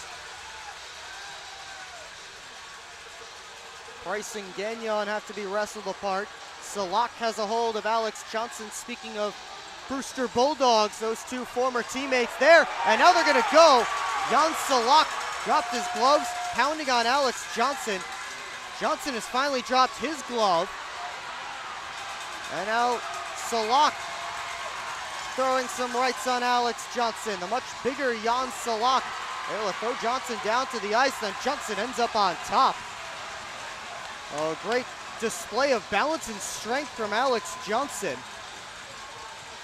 Able to end up on top of the much bigger Jan Salak. Salak does about half a foot on Alex Johnson. And those two will get the next shower spots after their teammates are already off the ice. And Alex Johnson, who they love to hate here in Winston-Salem, drinking it all in as he heads to the locker room.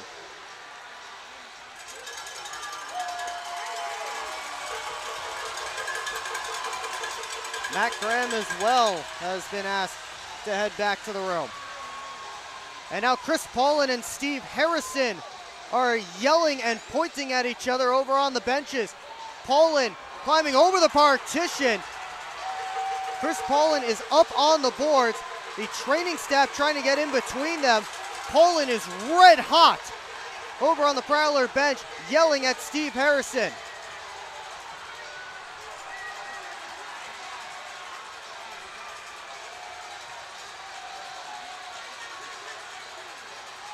And now Paulin back at Harrison. I don't know what Harrison said there. And now the training staff grabbing Paulin. Although they do know each other. Chris Paulin does know the training staff here at Still. That looked maybe worse than it was. And Chris Paulin being escorted off the ice. Zach White as well has been brought to the locker room.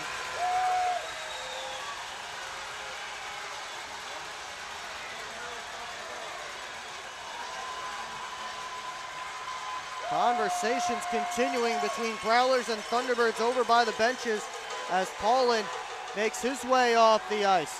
And now Paulin yelling at Kerry Ross, the Thunderbirds owner.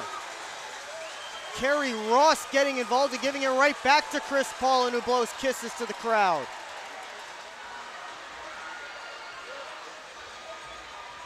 Boy, if this got more out of hand, I'd have to start throwing punches at Brendan Riley, the broadcaster for the Thunderbirds. We only have 18 seconds left, right? Anything can happen. That we know. It's a 6-3 game has not been that close all night.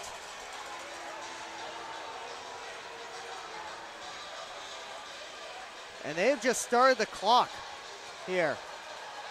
I believe they're just ending the game.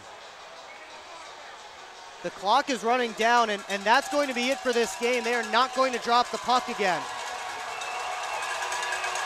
They're going to call the game right here, right now, with 18 seconds left. And the Prowlers will head off the ice, having been swept this weekend by the Thunderbirds, who now rank atop the Continental Division. 6-3 your final tonight. Final shots favoring the Prowlers 41-32 after they had 21 shots in the third. They leave the ice and leave this weekend and head back to Port Huron without a point. I want to remind you to tune into our next broadcast Friday, April 11th, when the Prowlers take on the Motor City Rockers back at McMorran Place. Puck drop scheduled for 7:05 p.m. and the pregame show starts at 6:50. It's all right here on the PHP Network. They can make it down to McMorran Place. It'll be fan appreciation night. And Prowlers will have a lot of appreciating to do after this weekend. And we'll see if they have some frustrations to get out of their system as well. Post-game show is next here on the PHP Network.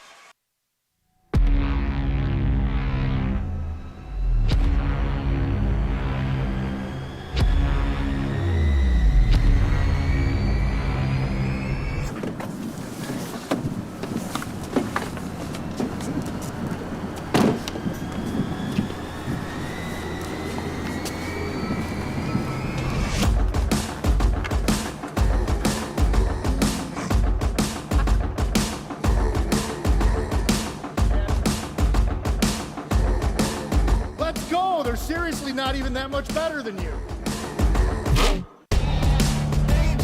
Should've just got a ticket from phprowlers.com. I should have just bought tickets at phprowlers.com. I got it! I should have just got a ticket at phprowlers.com. I should have got a ticket at phprowlers.com. They should have just got tickets at phprowlers.com.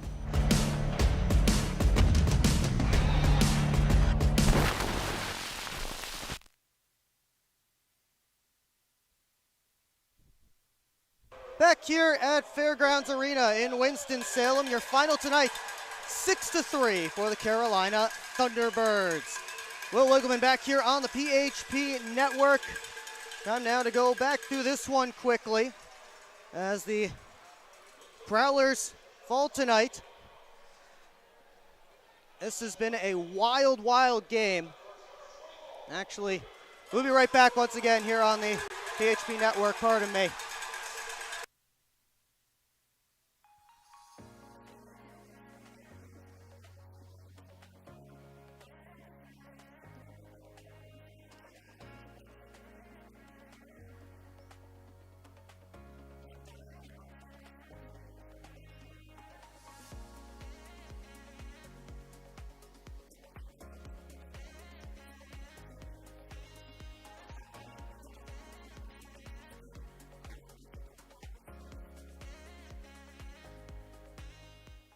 Hi, welcome. I'm just checking in, and I have a service animal. Service animal?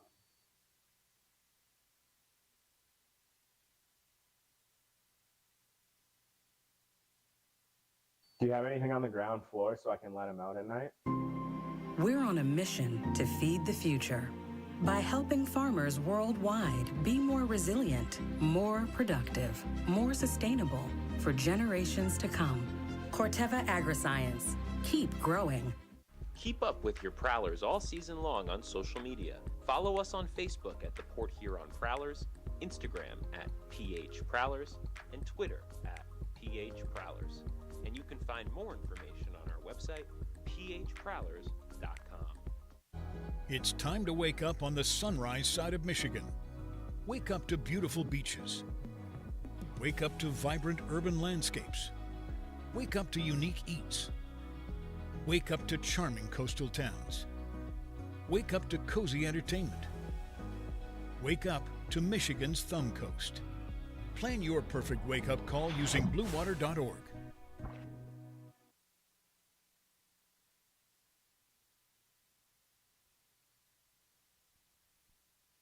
Apologies, folks. Back here on the PHP Network, Will Wiggleman with you following the 6-3 loss for the Port Huron Prowlers against the Carolina Thunderbirds. Time now to go back through this one, goal by goal, as the Thunderbirds dominate the Prowlers. And they got the scoring started. Midway through period one, it was Yuri Pastuka off a rebound, off a face-off play. And Carolina, the 1-0 lead, just like that. But the Prowlers would get one back early in the second. It was Reggie Millette off a big rip from the slot. The Prowlers getting their top line involved. And something they weren't able to do last night. Top line gets a goal, and a big one to tie things up at 1. But a few minutes later, Thunderbirds get right back as Jan Salak again right off a face-off, and he's able to put it home. A big rip, and it was 2-1 at that point. A few minutes later, Zach White got in on the scoring on a breakaway, a toss pass all the way down to the Prowler blue line. He made it 3-1 at that point. Joe Kennedy made it 4-1 before the end of the period, and it got really out of control. Jan Salak, Roman Kramer had goals in the third. Prowlers get power play goals from Matt Graham and Alex Johnson late. But that would be it. And Matt Graham, our Gunther Graphics player of the night. Gunther Graphics, your go-to guy for logos, websites, and branding, as Graham finishes with a goal and 2 assists for 3 points tonight. But things really broke loose in the third period, had some fights, and then plenty of scrums over in the Carolina net. Boris Babbitt got himself tossed from the game. Daniel Chartrand got a misconduct. I mean, there's so much to go through here. Joe Kennedy and Jamie Bussell fought. Ben Brockway and Jordan Gagnon fought. It was the third period that really everything started to break loose. And then right there at the end, Alex Johnson, Jan Salak picking up fighting majors. Tim Organ, an unsportsmanlike conduct penalty. All that coming with 18 seconds left to go, and that is when they decided, that's it. We're just running the clock out, and that's going to do it. Not sure if we have all the penalty minutes in yet. Hopefully they may have to add these up later on in the night, but I'll show you momentarily the penalty minutes that are currently listed along with the rest of the game stats. 55 for the Prowlers, 43 for the Thunderbirds. Again, that is not over. This league still needs to review it. The referees still need to review the game sheet. There's a lot more penalties that will come down at some point. So we will maybe be able to update you at some point, probably not on this broadcast, but be sure to check back at the box score later on tonight or even tomorrow, and maybe they'll have everything figured out.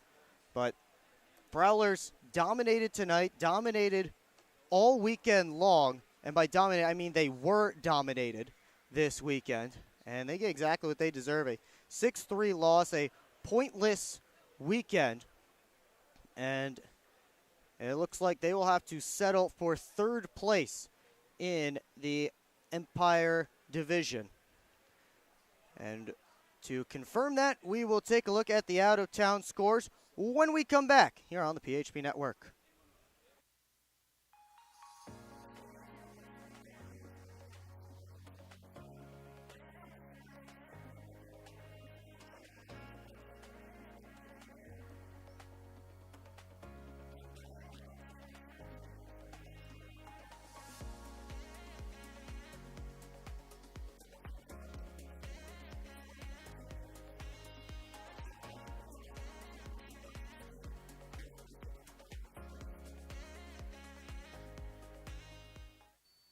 welcome. I'm just checking in, and I have a service animal. Service animal?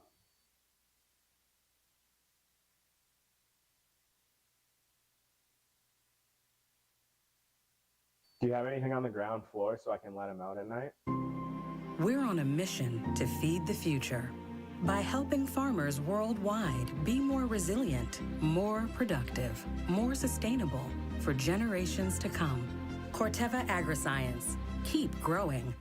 Keep up with your Prowlers all season long on social media. Follow us on Facebook at the Port Huron Prowlers, Instagram at PH Prowlers, and Twitter at PH Prowlers. And you can find more information on our website, phprowlers.com.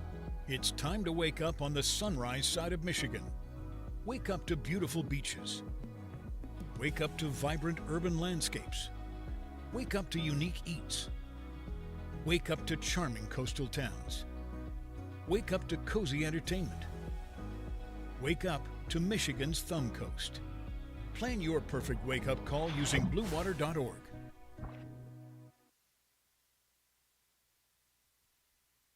We'll welcome him back one final time here at Fairgrounds Arena. Prowlers fall tonight to the Carolina Thunderbirds by a final of 6-3. Before we wrap things up, take one last look at the out-of-town scoreboard here. We start down in Biloxi, where the Danbury Hat-Tricks have a 3-1 lead on the Mississippi Seawolves. It's Johnny Ruiz, Alexander Vasiliev, and Corey Anderson scoring for the Hat-Tricks. Don Carter Jr. countered for Mississippi. All 4 goals coming in the middle frame, and it is 3-1 Hat-Tricks heading to the third. The Bobcats get 5 in the second, and they are up 6-1 on HC Venom right now. Brendan Reller has 2 for Blue Ridge, and they are all over the Venom here tonight. As Daniel Klenecki has a couple of assists. Daniel Martin, Hunter Godmere, and Philip Hlavic all with a goal and an assist apiece in that one. Wolves up 2-0 right now on the Baton Rouge Zydeco, despite the Zydeco holding a 21-6 shots advantage right now. They're in the second period. Matthew Gordon and Dominic Della Savita, the goal scorers for Watertown. Dashers holding a 1-goal lead at home against the Motor City Rockers. Ilner Madyarov, has a hat trick for the Dashers. Nick Go and Josh Colton, the goals for the Rockers. And Dashers up midway through period 2. Finally, the Moccasins have a goal from Scott Koash, the only one in Monroe. They lead the Dragons 1-0. Of course, here, your final tonight in a penalty-filled affair, 6-3 Thunderbirds. Once again, final reminder, please do tune in to our next broadcast. That'll be on Friday, April the 11th, when the Prowlers return home for Fan Appreciation Night. 7:05 puck drop, 6:50 pregame. And it's all right here on the PHP Network. If you can make it out to McMorran Place, please do for Fan Appreciation Night. For now, I'm Will Wiggleman. Thanks so much for tuning in. See you next time on the PHP Network.